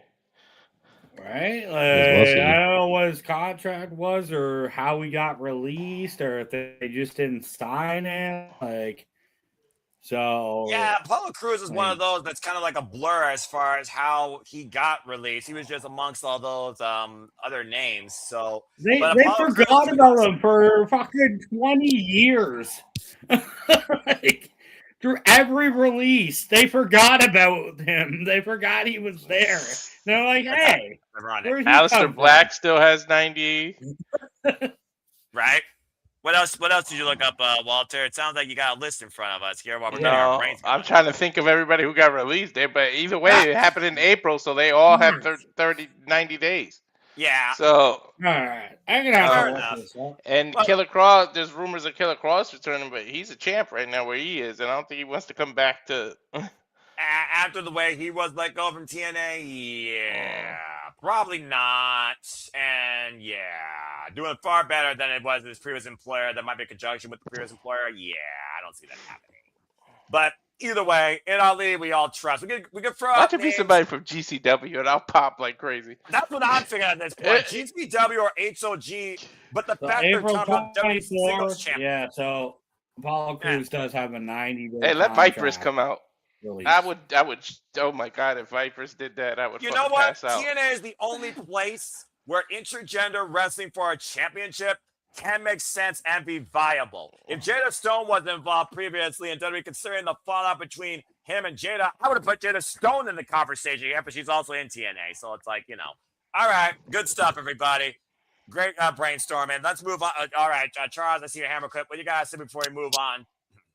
I'll joke and laugh if it's Penta. Former TNA Tag Team Champion. I mean, And former world. Did he win the world title? For a day. For a day, but yes, he did. Thank you, JJ. One surprise. I'm surprised JJ remembered that. I've done my homework on Penta El Cielo Miedo. Oh, well, muy bien. Well done. Teaching kids to throw up gang signs like it's okay to do. Well, W's for the kids, but if kids can play Grand Theft Auto before they're 18, why not throw a gang sign if you're not straight out of Compton? Let's go ahead and move on, all right? In Ali, we all trust. Now, let's see who you believe will truly show no surrender. Can't beat the system! Can we please beat the system? For the love of God. It's Eddie Edwards with Alicia Edwards, ride or die from Boston. Both from Boston, by the way. Versus Moose with JDC. All right, folks. Once again, it's time for System Up or Down. Not System of a Down to be confused with the band. This is literally the second ever no surrender match in TNA wrestling history. Moose, the only person ever had one to win against Alex Shelley at No Surrender, where he was set to retain the TNA World Championship. When TNA was brought back to life and the system was born, we fought ad nauseum. It was Moose at the forefront of it, of the blueprint. He never was. It was always Eddie Edwards. Despite the fact Moose was the face of the franchise and was the TNA World Champion during the initial version of the system. Since then, we have seen, if not one, two other versions of the system, including the ousting of JDC, who has a retirement match this year at Genesis against Eddie Edwards. And Eddie Edwards introduced System 3.0, ousting Moose, ousting JDC, fooling us with Alicia Edwards if you didn't have your eyes in front of you, to say the least. Don't trust the Jezebel, folks. And basically introduced us to Bear Bronson and Sid Alexander, part of his newly designed system, saying he removed the cancer that was Moose, that was JDC, holding us back from what we can be. And truth be told, right now, Eddie Edwards' system not only holds the Estrogen Championship, they hold the TNA Tag Team Championships. We'll talk more about that here in a moment. Nonetheless, we have been waiting for Moose to get his hands on Eddie Edwards, and we have seen every investment, including the Order 4 and Special Agent Zero, that has prevented Moose from getting his hands. Now we've reached a point of no return. This has to be the end game with these two. Alicia Edwards says she will die before she surrenders. I was fooling you from the get-go, as of course we saw ousted at Rebellion. And JDC, of course, said that you're obsessed with this. You are sick with this, Eddie Edwards, and it's ruining you. Eddie Edwards right now might be the definition of delusional. The bottom line, guys, what the system once was, the system might finally shut down that archive once and for all when one of these two has to surrender. For those that don't know, the only way a no-surrender match ends is if the corner person, JDC or Alicia Edwards, throws in the towel. There is no other way the match ends. So straight out, guys, does the system win? Do you trust the system? Or does Moose finally shut down the brainchild of the system? Let's go around the horn and see what y'all think about this. This one has me very intrigued considering the history of these two men, but also the legacy of the no surrender match. Again, Moose won the inaugural one. But I also think Moose, who somehow, someway has still been involved in TNA, the dude's got to get the fuck away from anything and anybody dealing with the system, for Pete's fucking sake. I'm just saying. Let's go around the horn and see what y'all think about this. Rob, you're new to this situation, so I'm going to see if you can try and dissect what you think happens with the system. I'm going to put you on the spot for this first. Do you have Moose or Eddie Edwards winning this no surrender match? Well, first off, I always trust the system. Oh, geez. I fucking love the system. They are one of my... They hooked me in for the last couple of years in TNA. Fair enough. And I'm a big fan of Moose. I'm a big fan of Eddie Edwards. And honestly, I could see this match going either way. But with JDC in the corner of Moose, I think he's going to end up throwing in the towel to save him. Plus, it's in Boston. Eddie Edwards' hometown. It's in Boston. I think JDC will throw in the towel to save Moose from something. Being reluctant for a while to throw it in, but eventually he's going to end up having to throw it in. I think Eddie Edwards needs to win more than Moose does. Moose is a legend in TNA. I fucking love him.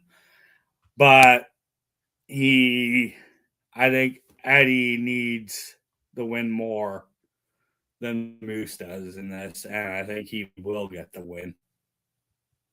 All right, then. You're actually going with the home team. All right. He went with Eddie Edwards winning this no surrender match.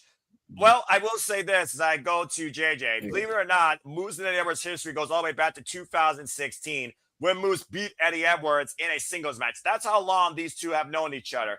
And to Eddie Edwards' merit, he has been ride and die, not only alongside his wife, but in TNA wrestling since he was brought in with MVP as part of the American Wolves and has stood out on his own. Of course, a former GHC heavyweight champion, two-time Impact World Champion. Last time he won that, of course, was during the pandemic.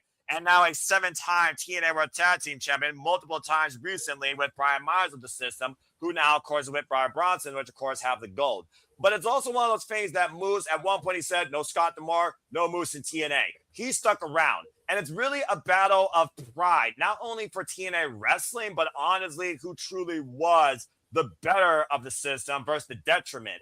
I feel like Eddie Edwards and Moose have always had this game of one-upsmanship against each other. So, JJ, considering the system was by design for Eddie Edwards to carry TNA forward into the future, but Moose was the one that kind of spearheaded it, I do think Eddie Edwards is a bit envious of Moose. I look at Eddie Edwards and Moose, I look at Moose as the bigger overall star and the better competitor. And maybe that's what Eddie Edwards is trying to prove here, that you're not better than me, and I am more TNA wrestling than you. So what do you think about this? Do you think if Moose surrenders, could it mean Moose might leave TNA soon?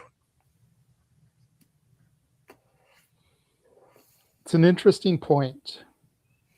I've heard a lot of people talk about this lately because, everyone wants to talk about TNA and how everybody's leaving TNA and TNA has no stars. But I believe Moose has a checkered past that would prevent him from going to one of the major companies.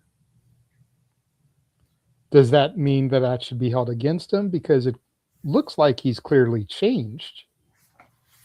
But we also know the way corporations are. I mean, tell me how many episodes of Dynamite Jay Briscoe wrestled on. I'll wait.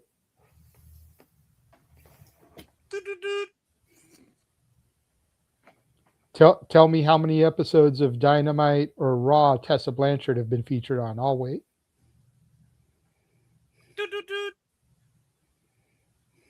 Where Velveteen Dream and Enzo. I'll wait. Enzo's fourth rope, Velveteen Dream. Yeah, but is fourth rope something that's nationally televised? Oh no, absolutely not. Okay, so it doesn't really matter. Thank you, smartest Mark alive. Appreciate you. That's one of the ones that I was trying to get to come for the Forbidden Door predictions. Oh, okay. Well, hey, he's welcome on City Predicting anytime. I welcome City Predicting for anyone that's a fan of professional wrestling. Damn it. That's what this forum is all about. So thank you, everybody that tuned in. Please like, subscribe, comment, tell a friend. Please continue, though. So with all that being said, I feel like Moose has to get the dub here because I don't think there's anywhere for him outside of TNA. Whereas the system, collectively or individually, I could see transcending to other companies. And if Eddie wins, where does Moose go from here? Exactly. It's the same conversation we had about Seth and Braun. I think Moose needs this dub, so I'm going with Moose because I have never, ever. See, Nick, there's something good that came out of Winnipeg, Manitoba, Canada. Ever trusted the system. The only time I ever trust the system is when they were finding off Dark State and NXT. And to your point outside that, 110% agree. I also agree. I also think that Moose is the one guy in TNA that you can have as the top singles star here in TNA to contend for the TNA World Championship, whether heel or babyface. And right now, Moose is trying to be, in my opinion, that next great babyface of TNA because he's garnered that much respect and connection with the audience. Let's not forget when it comes to Moose's commitment, by the way. This man had a thrown out back in a triple threat match, and he still completed the damn match because it was an exhibition impromptu on a TNA pay-per-view. Moose is a TNA lifer, I feel like, despite the pride that Eddie Edwards feels in leading this system.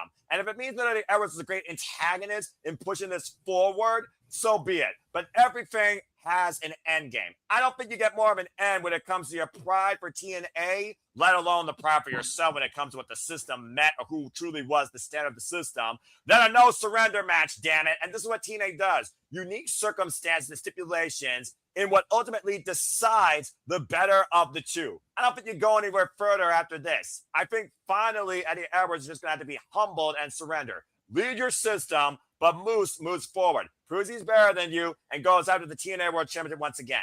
Might I add, Eddie Edwards just challenged Mike Santana at Rebellion. Moose was the one that cost him when the system try to come into play. Eddie Edwards needs to remove Moose from the equation, and constantly batting something you can't win is not the way to do it. Accept surrender, son. I'm going with Moose for the win as well. Thank you, JJ. That being said, Emmanuel, I see your hand, Rob. I'm going to go to Emmanuel first, and then I'll go to you. Emmanuel, what do you think here? Who surrenders and who wins? Yeah, like I think you guys hit the nail on the coffin. I mean, I get the like if Eddie Edwards still had that contract, yes, I would see Eddie winning this and built himself to a TNA World Championship. But here he lost that chance in there, so why continue this feud and prolong it a little bit further? JDC, like I guess this is his farewell as well, because this is the last time we get to see him in TNA, like until they bring him back. Because what other cost is he going to be? Just to be there, because it's his hand of a chapter as well.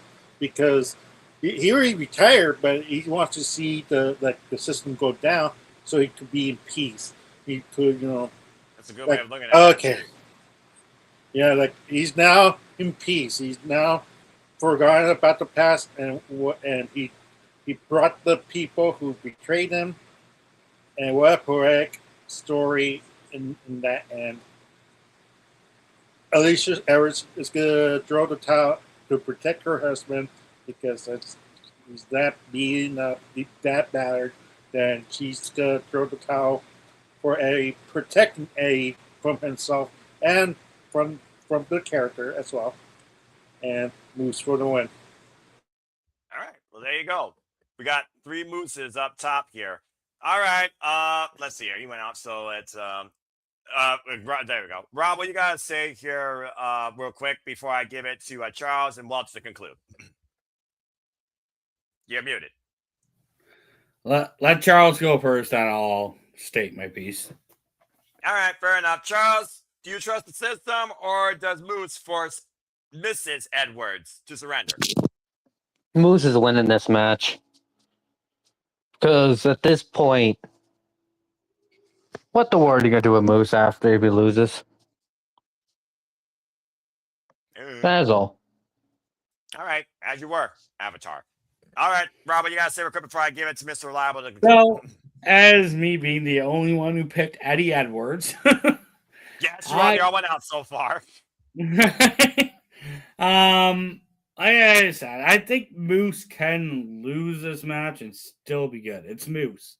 He's one of the big stars there. So what I was gonna say is, when I was watching the system, I was big into them, because I was into them while I was into the bloodline. Like, I was more into the system than I was the bloodline at that time. And they were coinciding with each other. Like, I think the system was a great faction when it was going. And I think I love this payoff now from where it started and where it is now. And I think, I still say Eddie Edwards should get this win. Well, let's see if you stay the odd one out. I mean, it's again, sometimes mind, heart, mutual outlook. I respect that. And weirder things have happened. Hello, Sami Zayn. Stay tuned further on that conversation tonight, folks, on the Shenanigans, hosted by Ring of Wrestling, JJ Williams. That and so much more on the weekly My Conversation Wrestling Madness, 11 p.m. Standard Time. All right, Walter, let's see where you stand. Can't beat the system, don't trust the system, buy into the system, or does Moose shut down the system via Eddie Edwards, forcing him to surrender? Who you got? I'm tired of betting against the system and being wrong. So I'm about to say, yeah. Should we talk about Walter's track record?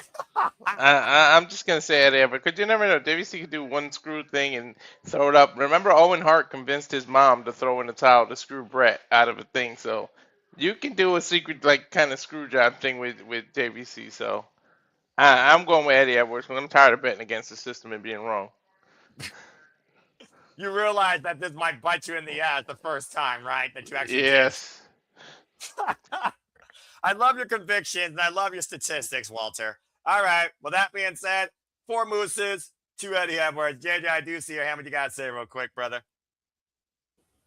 Somebody brought Alicia Edwards into this. I could see Moose getting his hands on Alicia because of how she turned on him, and that's how he forces her to throw the towel in to get his victory. I to that point, I want to add this little tidbit. Alicia Edwards was pleading for Moose to spear her. I'm not afraid of you. I will die before I surrender. I will die by my husband. Come on, Moose. This is your only chance. Spear me. Hit me. That woman literally instigated Moose to try and attack her, even calling the man a coward. And we've seen Alicia take some wicked bumps. If you don't remember Hardcore War, Agent Special Zero drove her down in attacks. So you very much might be onto something where Alicia Edwards doesn't surrender Eddie Edwards' behalf. Eddie Edwards might surrender on Alicia's behalf because Moose might literally break that bitch in half. Mm-hmm. I wouldn't mind seeing that too either. Damn Jezebel. All right, freaking virus. Thank you, JJ. That being I wouldn't said, mind breaking Alicia Edwards in half. And I called it. I called it. She was faking that injury. I told you all that. I knew Alicia was never gonna leave her husband like that. You did. We saw it. We saw it firsthand at a freaking sacrifice. Yeah, Walter. I give you all the credit in the world for that, bro. Thank you, JJ, for that colorful tidbit. Good Lord. You set yourself up for that one. Don't act like you wouldn't like to break the bunny in half. He's got you there. You almost caught on me earlier, Noah. Just saying. Oh, dear, JJ left. My fat ass will break both of them in half just staring at him. I like how he didn't even deny it, by the way, either. Shut the fuck up, Charles. Let's move on. Because he wouldn't mind going down the rabbit hole. Well, don't stop that. Exactly. That. Fucking hell, I'm always or in and out of one. Moving on, let's talk about the fall of the Angel Warriors as this angel deals with her own She personal wants the bunny to choke on his carrot. Oh, this wonderful man. I'm just gonna. Isaiah is gonna win either way. Thank you, Rob, for giving a prediction. I'm this close cutting off this fucking feed. I swear to my lord. All right, moving on to the TNA Knockouts World Championship. Holy freaking hell. Lee defending the gold against Xia Brookside. The former Angel Warriors now locked in Mortal Kombat. And Xia Brookside has introduced the dark side.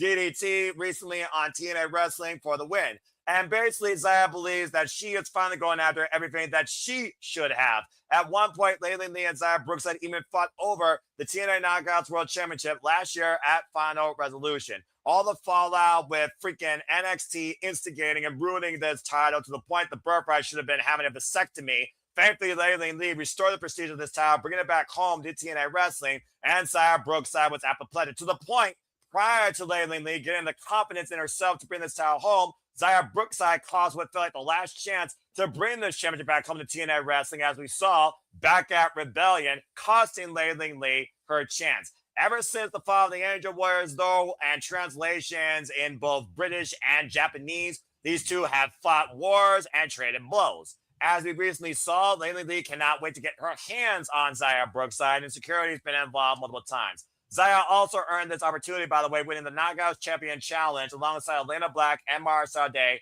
pinning Lee in the process. Straight up, once again, it's a story as old as time itself. A former women's tag team broken up, now finding each other one-on-one, the good versus the bad, the yin versus the yang, the dark angel of the ring versus the warrior of the ring. And I feel like Xia Brookside needs to get thunderstruck and her wings clipped. But let's see if you all agree or disagree who leads in the Knockouts World Championship. Rob, since you were the only one to restore some sort of level of order, you can further elaborate and kick things off here for the Knockouts World title. Please go ahead and continue your prediction thoughts on this championship match. So either way, there's going to be somebody named Xia leaving with the title. Whether that be Xia Brookside or former Xia Lee. Shout out Thomas Garner. Anyways, my prediction is Ying is retaining the title because really she should be, I think. I think there's more women come after her in the knockouts division than Xia Brookside. More women that are higher up, I think. So Ying to retain. All right. Fair enough. Letting Lee to retain, and I also agree. We were just talking about India Hartwell, Elena Black, one babyface, one heel, and Mara Sade earlier. India Hartwell, of course, who had her chance for this title last year, lost. And, of course, Elena Black, when she first arrived, who did she target? The TNA Knockouts World Champion, who was holding at the time? Lei Ling Lee. And Mara Sade right now, with Demon X Bunny going after the tag titles, why not see if she could have a golden opportunity after being Elena Black one-on-one. For those that don't know, by the way, she's been champion now in the second run for 74 days, and technically this is her second defense after defending it at Chinlock Wrestling against M by Elegance, the former Maggie Lee. Of course, she's held this title since winning it against our Grace, thank Christ, back on TNA Wrestling back in April, the week prior to WrestleMania. Xia Brookside, though, she has not lost a match, though, since going into her own dark ways, and just recently got a very emphatic win on Harley Hudson and Jada Stone over the last couple of weeks here in TNA. And sometimes you're very driven by your own dark convictions, especially for your first, hello, Sami Zayn. You could be surprised. And I also want to say this, for the first time in a long fucking time, we have a TNA Knockouts World Championship match in-house with in-house talent, thank Christ. You already missed the boat on Danny Luna, TNA. Don't fuck Xia up. But the fact that it's Zaya's first chance as a heel, it does lead me to believe that this could go deeper. So I do think Lei Ling Lee retains. Now, whoever goes after her after that, story to be seen. Let's go to Walter next on this one. Walter, you've actually seen the beef live with Xia Brookside and Lei Ling Lee. So I'm curious to get your takes on Zaya's newfound attitude. And Lei Ling Lee right now, where her heart's been destroyed, but now she looks at Xia only as her enemy and looks to kick her head off. What do you think about this? I like her newfound attitude, and seeing her live in person, some of the things she did, I wouldn't be surprised if they pulled the trigger and have her win the title. But I don't think they should do it in the very first one that they have. Or how many times has she? This is the first match between them, right? Second match for the Knockouts World Championship since 2025. Their second singles match ever against each other. Yeah, okay. That's what I figured. So I think the rivalry is going to continue somehow. So I think Lei Ling Lee, but she hasn't had the title that long, so I don't know. I don't think she's losing it. So I say Lei Ying Lee to retain. She hasn't even surpassed her first run yet of 87 days. She's 13 days short. So, yeah. All right. That being said, so far, retainment. Charles, do you got Lei Ling Lee retaining or Xia Brookside coming into her own dark light at the TNA Knockouts World Championship? We'll have a new Knockouts champion. What? Yep. We're going to have a new Knockouts champion. Wow. All right. Why? What would have been the point of turning her heel in the first place? Clear to break up the team. If you don't go all the way with it or give her the title. Okay. You're just going right immediately into it. As soon as you take a heel turn, I guess that's how you win a championship. Then again, Kevin Owens did that with Sami Zayn back in NXT. So not too far off, but dude, the TNA Knockouts World Championship is not hot potato, and this is the first time we have an in-house potential feud for the Knockouts World title. Let it cook, as the master chef, not named Swedish Chef, says here. Jeez, Charles. But okay, I appreciate the fact that you gave a polarizing prediction. Now let's see what JJ serves up. JJ, what do you think about this here? Xia Brookside's newfound attitude, Lei Ling Lee, the cause and effect outside that triple threat with India Hartwell, Elena Black. I mean, Indy Hartwell and Zaya Brookside once challenged the Elegance Brown for the TNA Knockouts Tag Team Championships when she was the Angel of the Ring. So honestly, Zaya and Indy could probably fight number one contender style, much like Indy did with Danny Luna before she became the Crimson Mask that should have been the Knockouts World Champion. What do you think happens here? This is their first one-on-one match, by the way, again, since 2025 Final Resolution. Again, TNA needs to start banking on the future, not the past. They need to start building the young stars that can be the future of the company, not putting stock in the ex-WWE talent.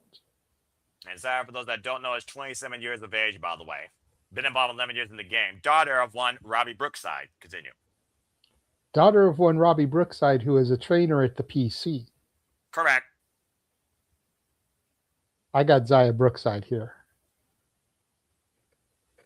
Okay. I'm curious if this becomes 3 and 3. That's 2 for Zaya and 3 for Lei Ling Lee. But I love the fact that at least this match, we're actually invested in to see what fucking happens inside TNA for the TNA Knockouts World Championship, and at least it will stay in this damn company. Damn it. All right, thank you, JJ. Emmanuel, you close this thing out. It's 3 for Lei Ling Lee, 2 for Zaya. Is it 50-50, or do you believe that Zaya gets thunderstruck and loses? We're going to have a first 50-50 split. I was thinking to myself, like, hopefully somebody's going to say Zaya Brookside, or not have to play my Emmanuel card again. Like Charles said, like, what would be the point of Zaya Brookside to turn heel? And it's okay for me, Lei Ying Lee to have short range. Like, it's okay. Like, it had to build up, like, and rely on your TNA talent. Like, don't always rely on WWE talent, aka AEW. But that's a different story. I'm just saying, but for me, it'll make more sense, like, because if we could say a babyface is gonna win, like, if you have Indy Hartwell or Zara, like, to win, that it makes sense to have a heel champion of Zaya Brookside. But if you have JJ's favorite superstar, then you will have that Ying Lee to retain. So it makes sense. So if you gotta pick one, I have to go for Zaya Brookside, because for me, I think like Indy Hartwell is gonna retain, gonna win that match, and then that's how you go to this Zaya Brookside business. Indy Hartwell. So. Oh, okay. So you're putting Indy Hartwell in the Knockouts World Championship equation, basically. Again, like I said, last year she had her chance against Kalani Jordan, lost. 1 year later, though, Bound for Glory, finally becoming the knockout, seems poetic. But like I said, Elena Black, she came in and confronted, on behalf of Daria Ray's business, the TNA Knockouts World Champion, and it was Lei Ling Lee at the time. And so far, Elena Black, she's had pretty good fortunes in recent singles action. But I like the fact that we do have at least a dynamic in either way. So really this match can go between. And again, you don't know somebody more familiar than who you teamed with for the better part of the last year. And I do think this is not going to be a one-off with these two.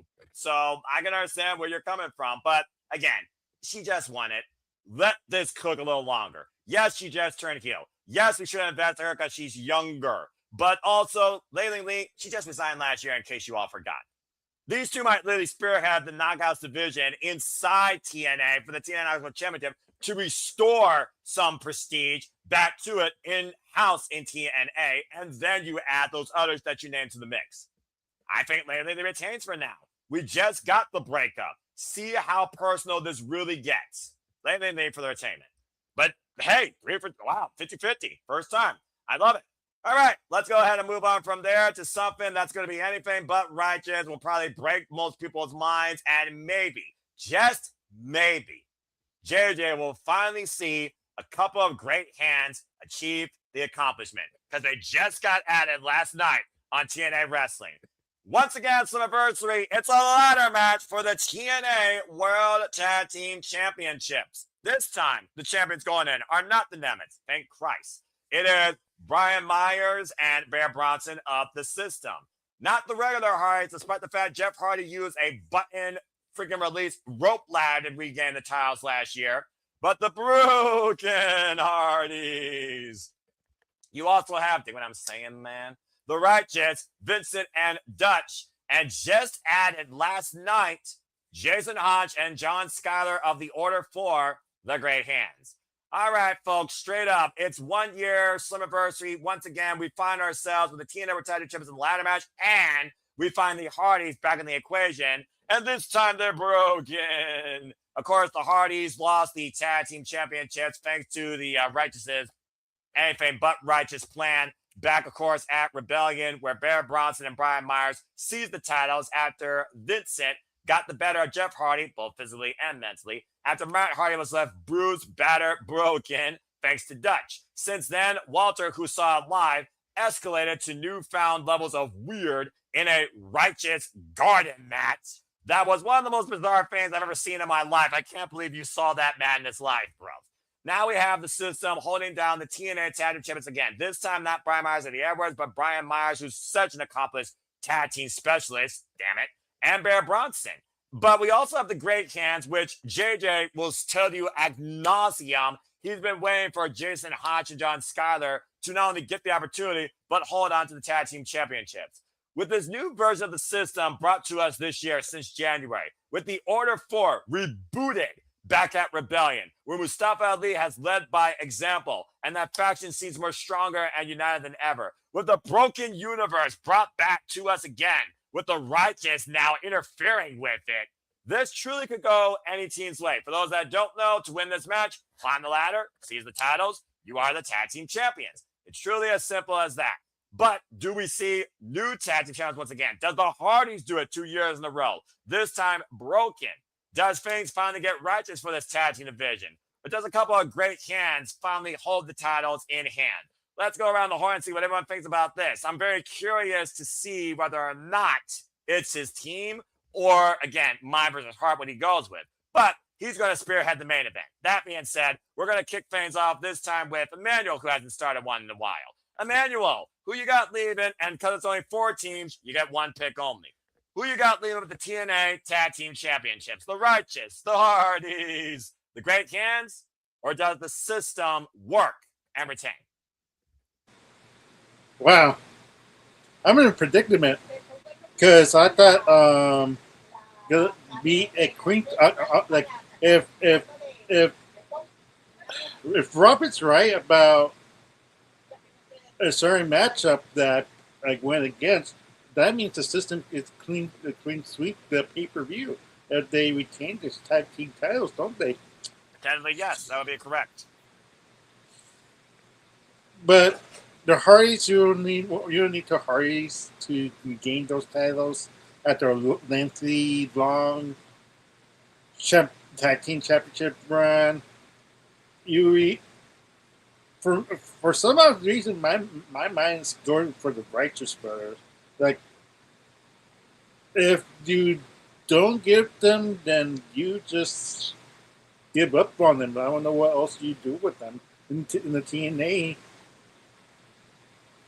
world. Like, you gave them so many chances in the tag team championship opportunity after opportunity after opportunity, and to keep losing and losing, like just like Sami Zayn, like he was 0-9, 0-10 when he before tonight.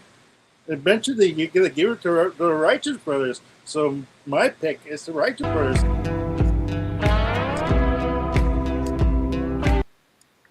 All right. Really? The Righteous? All right. Well, let's see if I dig what you're saying, man. We got new champions with the Righteous.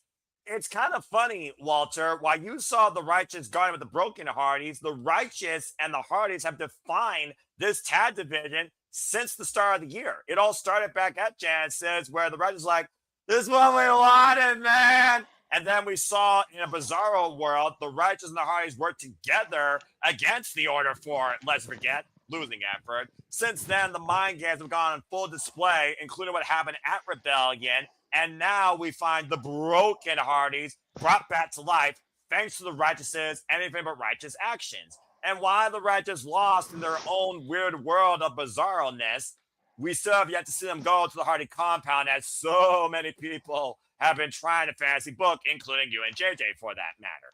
So that being said, do you agree with what Emmanuel is laying down, or do you have a different idea in mind? Or again, is the TNA Tag Team Championships truly defined by the Hardys across any spectrum of the many multiverses in and out of the Lake of Reincarnation? What do you think? For the last few months, it pretty much seemed like Righteous and Hardys were like the only tag teams, even though there was more. But it was like, geez, can somebody else get it? But nah, I think finally Righteous gets it. And the fact that it's a multi-person tag team, the system don't need a long title run. They got it. You trusted him, but again, here we go. Shoot myself in the foot because I'm betting against the system again. But yeah, the fact that it's a multi-man match makes me a little more confident. But damn it, I'm gonna go with the Righteous to win the tag titles. All right, fair enough. So we got 2 for the Righteous. I'm kind of surprised by that. All right. Hi, JJ. So, JJ, how many times on City Predicting's history of TNA Wrestling have you voted for the Great Hands in either fantasy booking or match-wise to be TNA World Tag Team Champions? Here they are with a golden opportunity to do just that. Does it finally happen, or do you dig what we're putting down the Righteous? Or do you have a different team in mind? What's your thoughts? That's a great freeze frame. There we go. Hold on. He's loading something in. Oh, no. Oh, no.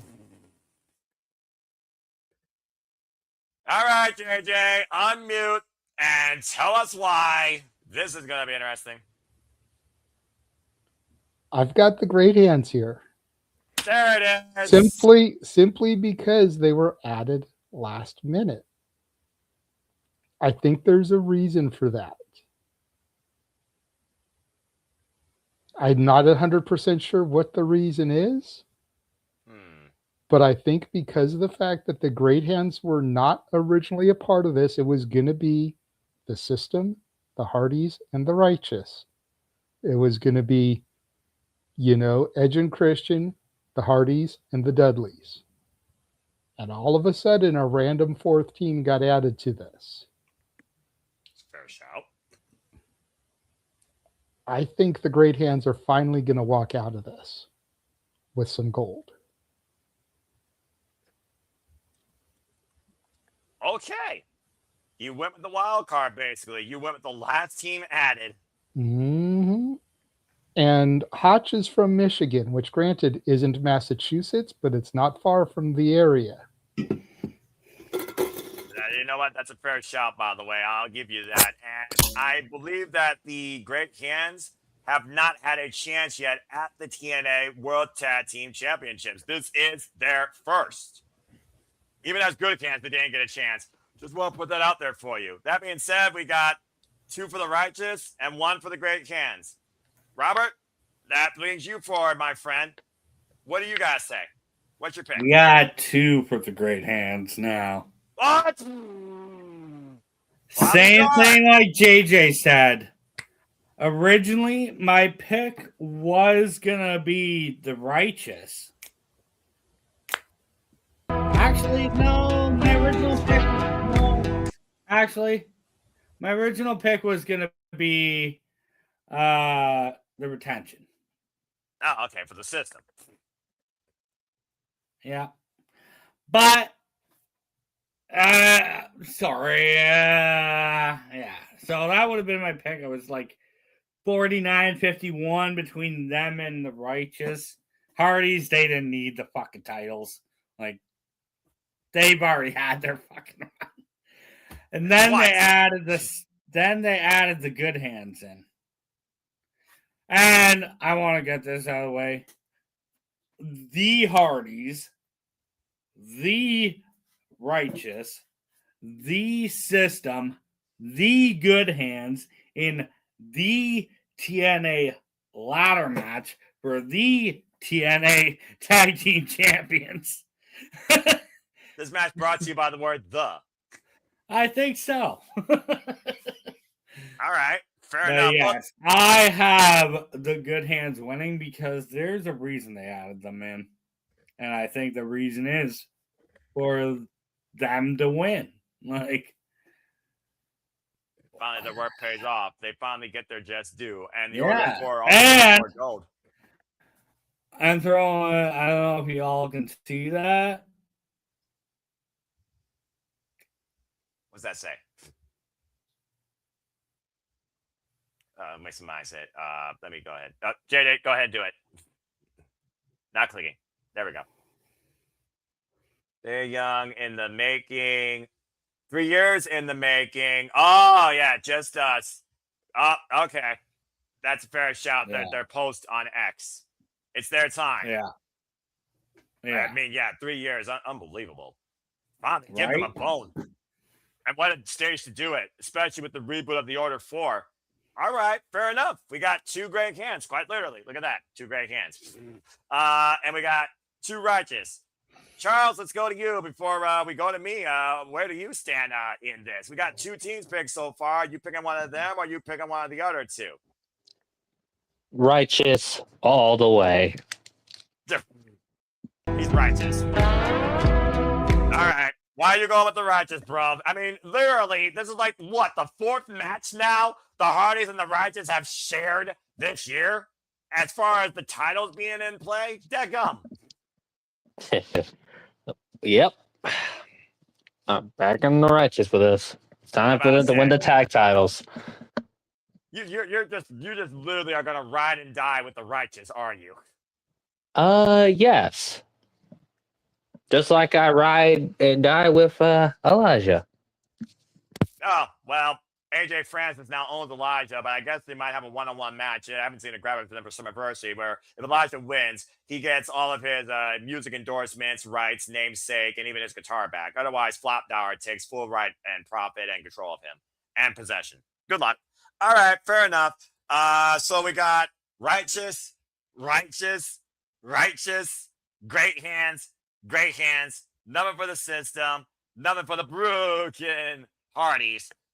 The fact of the matter, though, that the Hardys and the Righteous have been the story much to Walter's point of the tag division this year, where they haven't even needed the titles, but 2 of the last 3 matches they've shared have involved the TNA Tag Team Championships, Genesis and a tables match. Then we had a Righteous Garden that brought the Broken Hardys to life. The Righteous and the Broken Hardys is a fever dream on Halloween from the Hardy compound waiting to happen. So what does that leave? That leaves the system, and that leaves the Order 4. The only 2 factions in TNA wrestling that are under faction warfare. And I still go all the way back to when Eddie Edwards invested in Special Agent Zero to neutralize Moose from Gannigan at Sacrifice.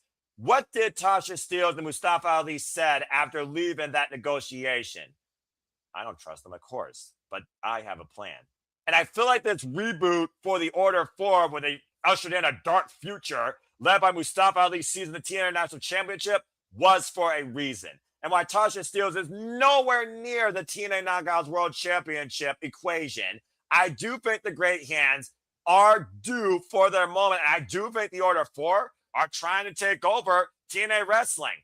Much to probably JJ's surprise, I also am going with the Great Hands for the win here. I think it is their time. I think we finally need to step away from the Hardys and the system dictating the TNA tag team division. I got Jason Hodge and Don Skyler getting the win. I'm going with the Order 4 here to become the new TNA tag team champions. All right. Well, that being said, 3 Great Hands and 3 Righteous. To the Hardys, remain broken. To the system, shut down. Okay.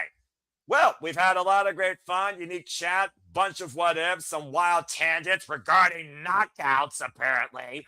But let's go ahead and get right into it and talk about our main event for the TNA World Championship. It is Mike Santana who says he literally eats, sleeps, breathes TNA wrestling and will die for this, taking on the wanted man, Nick Nemeth, who says that he will always be a bigger star, a bigger box office name that can go in and out of TNA, but they will pay him more money because of his namesake, and he is what TNA needs. After a very volatile face-to-face contract signing and sit-down summit, where the lesser Nemeth got involved and then got bludgeoned on sight by Mike Santana, these two came to full blows as Nick Nemeth has insulted Mike Santana both as a champion and as a father, bringing up his past. Mike Santana, though, who's been one hell of a fighting champion since, of course, seizing this title back, outlasting also Eddie Edwards and Frankie Kazarian and Steve Maclin and Eric Young. But Nick Nemeth, who used this stage first time to prominence at the expense of Kazarian to win his only ever TNA World Champion, as Nick Nemeth has called his shot. Much like at Edwards Rebellion, this is Nick Nemeth's shot, and we'll see if his shot misses or hits the mark. So, bottom line, does Mike Santana spin the block and wipe out the wanted man, or does Nick Nemeth prove to us once again just how goddamn good he is, and do we get a brand new TNA World Champion? Let's go around the horn and see what y'all think about this. That being said, JJ, what do you think here? Mike Santana has been a namesake of TNA Wrestling since arriving at Rebellion and has truly put this company on his back. Nick Nemeth, though, who wanted to start things over after being the former Dolph Ziggler, he started over here in TNA Wrestling, but has been kind of mixed fortunes lately. At one point, we thought Nick Nemeth was a babyface, and again, when you're against Flop Dollar, everybody is. But with the fact that he and Ryan Nemeth are trying to double team Mike Santana, the jury is out. Do you think that Mike Santana spins the block of Nick Nemeth? Does Nick Nemeth take Mike Santana into the danger zone and regain the TNA World Championship? What do you think's happening with this title?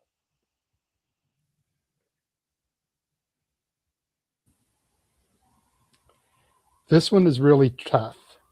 Yeah, it is. Because on the one hand, Nick Nemeth doesn't need the title. On the other hand, if rumors are to be believed, Santana's contract is up pretty soon.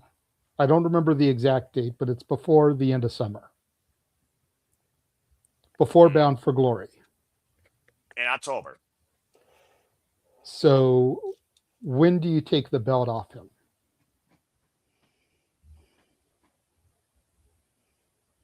You know, because you can't have him hold on to it until Bound for Glory. I mean, he's been champion now for 164 days, and he's had literally 6 defenses. And the fact of the matter is, JJ, everybody he's defended against has been a veteran, basically, of TNA Wrestling or former TNA World Champion. Maclin, Edwards, Swan, Maclin again, and Eric Young. Just saying. And Kazarian.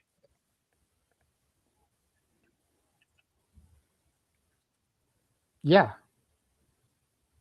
You know, I would rather see him lose it to a young guy, but I also feel like a young guy would make a better name for themselves beating the former Dolph Ziggler.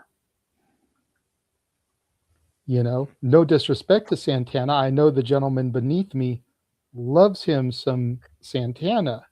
And he'll be going out to, by the way, to see if you two share the brain. Got to be part of his entrance and everything. I saw that, by the way. That was pretty cool, bro. Continue. But Santana's name isn't as big as Nemeth's name. And I think that's just the world we live in. Do you still consider Nick Nemeth's name more synonymous in the Rooster TNA era, though, versus Mike Santana?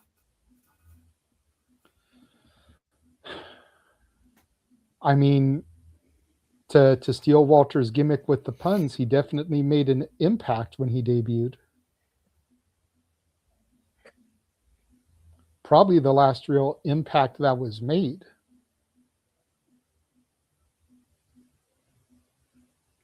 So I've got Nemeth walking out of this with the belt. Oh, new champion. All right. I do have a new world champion. Okay, then. Strong setting ballot. We have a title change for the TNA World Championship. Well, Walter, again, the pride you have not only for TNA since you saw it live, much like me, TNA faithful, but the pride you have in Mike Santana, where you could literally connect with him on so many levels. But he has been a long-standing champion. For the longest time, though, we were thinking about Leon Slater. He's not even in the equation. And the youngest in charge and young, bright, hungry roster here, other names we talk about on this card, Mike Santana, he's been basically there alongside them in this journey inside TNA Wrestling. Nick Nemeth, he's kind of just been all over here. Now he's decided to finally call his shot.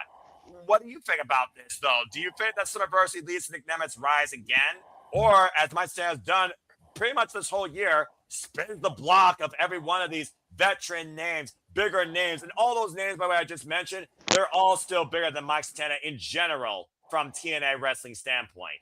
And Nick Nemeth feels like he's the last one in this company not named Moose in this run that Mike Santana has yet to spin the block of. So that being said, do you have a new champion, or does your boy does it again? I'm so torn with this one because I don't want to go against my boy, but that contract situation just brought up came to mind. But keep in mind he can. Well, JJ's got his hand up. Let me see what he. Yes, JJ. Just to help people with their decision here, I Googled, and according to Google, Santana's contract expires mid-July. Ooh. Oh boy. Continue, Walter. But you can always have option C from the Ultimate X, and on an episode of Impact, that person does that and beats him here. So you can have him retain and then lose to whoever does option C. And especially if you imagine, none of us picked him, but imagine Slater wins that. And then chooses option C and beats Santana. And now you have the youngest. He was the youngest champion, and now he's going to be the youngest world heavyweight champion in TNA, or TNA world champion. Like, you can really make a star out of that if you do it that way. But we've seen contracts almost lapse and people keep titles and then they sign maybe like an extension or a last minute they sign. And Santana seems to be a TNA faithful. Will some other company slip him away? Because I wouldn't mind seeing Santana in GCW and things like that and independent. Plus, it also might give us a bigger chance of interviewing him. So that's selfish reasons. But I hear you, bro. I hear you. I'm so back and forth. He's my boy. I don't want to pick against him. I think I'm gonna say retention. But I won't be shocked if Nick Nemeth wins. I look at this whole entire match card, and I truly feel like even more than Layling Lee and Brookside, this is the match you could flip a coin and you still could possibly be wrong. But somebody has to win here. There has to be a winner, in my opinion, because with how long Nick Nemeth has been waiting to call his shot and watching Mike Santana hold on to this, with how much pride that Mike Santana has had for TNA Wrestling to become its standard and hold on to this championship, you can flip a coin 100 times and you still could probably be wrong. Literally a quarter of the time. I'm torn on this one too, but I look at it this way. Yes, the contract may be up soon, but which one has truly been valued by TNA Wrestling more? I think it's Mike Santana. I think they put way too much stock and investment in him, even during the NXT invasion nonsense that led to all that. And I do feel like he might be one where, he might expire, but I think he's going to resign. We've already seen how many resigns this year. No one's been able to define themselves bigger as a singles world champion in such a short period of time here in TNA under these letters of TNA in this era than Mike Santana, in my opinion. And I think he deserves that. And I also do think, much like we talking about, it should be a passing up the guard to somebody new to try and lead the next generation. And if the Fed's going to snatch Leon Slater, there is still a lot more of a potential in the younger bit of the TNA men's equation. So with that being said, I'm going with Mike Santana to retain. I think he still retains here as well, and especially after the crock of shit we got last year at Slammiversary, where he got ousted and shafted, not only in trying to get the title back at this show, but the way he won last year at Bound for Glory and have the audience left. Give the man his just due, TNA Wrestling, and let him have a marquee, successful, full-on match and entertainment on pay-per-view. Let's forget the Steve Macklin incident that, thank goodness, Alex Lane was able to call for the safety of the competitor, but did not get the match he deserved on the bigger stage. This is the first time he's getting a World Championship match on the biggest stage of TNA since he's been here, and he's going in as champion. I think he wants out with it too. Mike Santana for the win. Emmanuel, what do you think here? Do you got Nick Nemeth or do you got Mike Santana? For me, like, I hope Mike Santana retains this and stays in TNA, to be honest. Cause I think TNA needs him, honestly. Yeah, exactly. They really need to keep him. If not, then it's not going to be a good sign for the future of TNA, just saying right now. Because if you lose Max Santana and you lose Leon Slater, who's left? And that's an upcoming young star that, you know, could hold the TNA front line. Like, it's that slim. So right now, like, hopefully Santana does resign and he does win this. If not, then TNA is more in trouble than we realize right now. So hopefully Max Santana wins this. All right, fair enough. We got Santana, and Nemeth so far. JJ, you are the odd one out. Let's go ahead and get Charles' pick here, and that way he could retreat back to the manhole that he came out of and go rest. Charles, what do you think here? Nick Nemeth or Mike Santana? Who leads TNA into whatever future might be there for those Brandon letters? Simple enough. JJ's not going to be the only one. I'm picking Nick Nemeth to win the title. And that's all I got to say on that one. All right, Charles. I mean, again, I like the fact tonight you truly are short, brief, and simple without bringing me to insanity. But again, it's one of those things also where if Nick Nemeth, if he is the one being hunted after, that does lead a lot of young prospects here to probably grab there too. Leon Slater, of course, pinned Nick Nemeth, Rob, back during an impromptu tag match of the X Division and the TNA World Champion versus the two men that could call their shot. Matt, good to see you. So Nick Nemeth could probably be looking for his win back against the youngest in charge if Leon Slater gets the X Division title and goes in with option C. Most of this year has been teasing the idea of Leon Slater versus Mike Santana out of mutual respect. For all I know, though, if Leon Slater does win the X Division championship, there could be a golden opportunity where he might just choose to call his own shot, and Mike Santana might give it to the young man based on his work ethic, the pride of a champion. I'm just saying. But that's neither here nor there as we look at the two men right now on the marquee. So, Rob, you close things out here instead of predicting with this match. Do you got Mike Santana retaining or Nick Nemeth winning? Well, we're 3-3. Again. I'm going with JJ and Charles on this.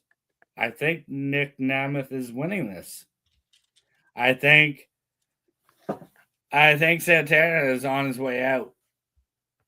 I don't think he's resigning. I think TNA knows that, and they're putting the belt on Nemeth. Nemeth has the contract. Santana hasn't signed. Put the belt on Nemeth. Then they at least had the belt on somebody that has a contract. TNA is already, apparently, from the rumors, fucked right now with a lot of things. Why are they gonna leave the belt on somebody that they don't know if they're gonna sign or not? And plus, so Nemeth and who else? Frankie Kazarian. They both won Shots, yes. And Frankie Kazarian got his block spun earlier this year in a Texas death match where Mike Santana retained while Nick Nemeth was the special guest referee. Exactly. So one of them should win it. So Nemeth should win. Okay.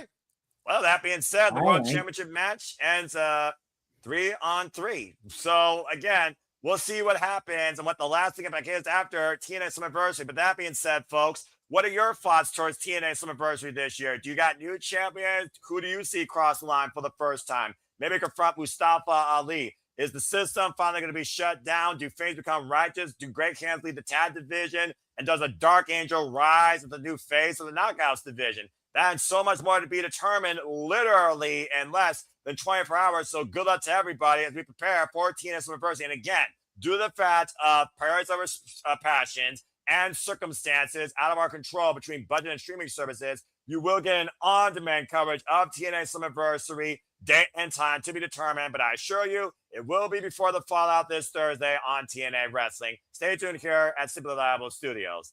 And thank you all so much. Let's go ahead and get the F out of here and relax. And again, folks, stay tuned for the form. I will send it to you all privately. And good luck to everybody. Rob, been an absolute pleasure having you for the first time here. You've absolutely been a beast in your predictions.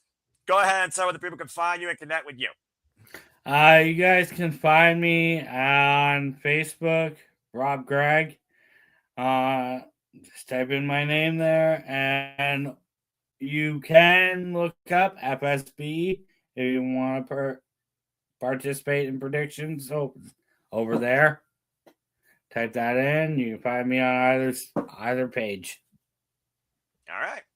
Well, thank you so much for being part of the festivities. If you need to take care of other things, you're more than welcome to relieve yourself. And again, thank you so much for being part of the predicting, and I'll see you around in and out of the YouTube community. All right, Emmanuel, thank you as always. Good luck in predictions. Let's go ahead and plug your stuff, my friend, and where people can further connect and find you and your sister. Yes, you can follow me at Interacting Games and Movies, where YouTube is being a pain because of movie copyrights, but that's okay. That's all right. We have to move on. If you haven't seen the newest episode, it's going to be uploaded. Noah's going to college and going to community college as a fortune teller. I randomized the name, and guess who came up first? Noah. I kid you not.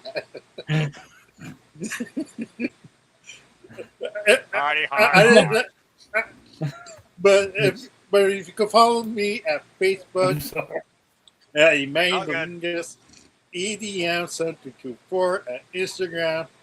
You can follow Arlene Dominguez at Facebook, Arlene Dominguez on Instagram, ADM7244 at the X. Notice I'm not dissing my sister right now because she's in the vicinity, so I don't want her to be up right now. So good man, good bruv. Wise move, young Padawan. All right, Emmanuel, thank you so much. Walter, it's so good having you back on City Predicting. Again, good luck with Team Slammiversary predictions. Let's go ahead and connect and tell what the people can find and further engage with you. Take care always, my friend.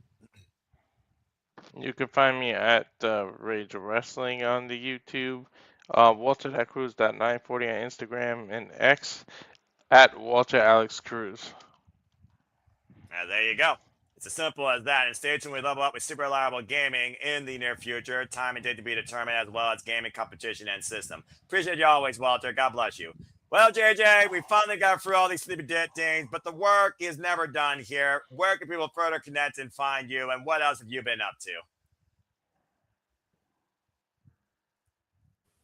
to? What a great graphic that is. Even Rob is throwing up the U. Damn it.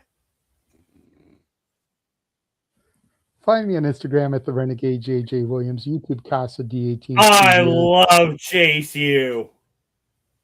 Oy vey. I still wish I would have got one of their sweaters. I missed out on that. All right, groupie, let's let JJ speak now. Great, we got another Chase U student here, part of the family. Continue, JJ. Like I was saying, you can find me on Instagram, the Renegade JJ Williams, on YouTube, Casa D18 Studios, on X at Casa D18 Studio, no S at the end. You can also follow us here at the Simply Reliable Studios at SR Studios 2024. Make sure you guys tune in at 11 Eastern, 8 Pacific tonight for the Saturday shenanigans. Not sure if it'll be moderated by me or Noah yet. Maybe a little co-hosting going on. But yeah, we had Night of Champions. This all happened. We're going to be talking about it. All right. So make sure you're up to date on the clips, Noah. But yeah. Okay. I'm sure we'll get into some other stuff as well. Of course, we got Forbidden Door tomorrow. We got Slammiversary tomorrow. We got Great American Bash tomorrow. We got double feature of GCW shows this weekend. A lot of wrestling. You know, we love saying it here at the Simply Reliable Studios. This is definitely one of those weekends. No, I'm sure you'll echo my sentiment. If you can't find something to enjoy, get the fuck out the fandom. Simple as that. I am the Superman, and I approve that message. Thank you, JJ, as always. And I will see you tonight on Shenanigans, at least for the 2 hours, because I'm always happy to double team with you.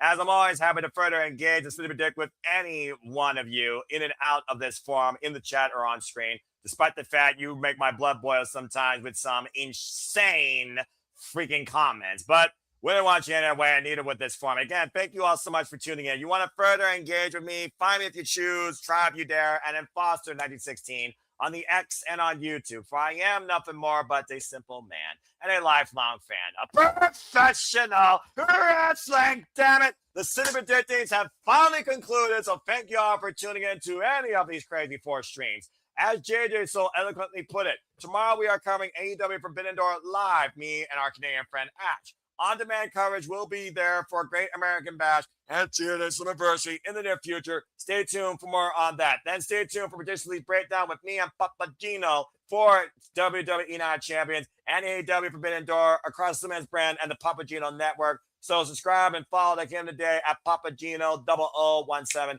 Appreciate you always, bro. And I brought her up earlier. Again, shout out to our Mind Mover Pink Power Ranger friend, Dutilla. Follow her at Reigns of Wrestling when it's wrestling time.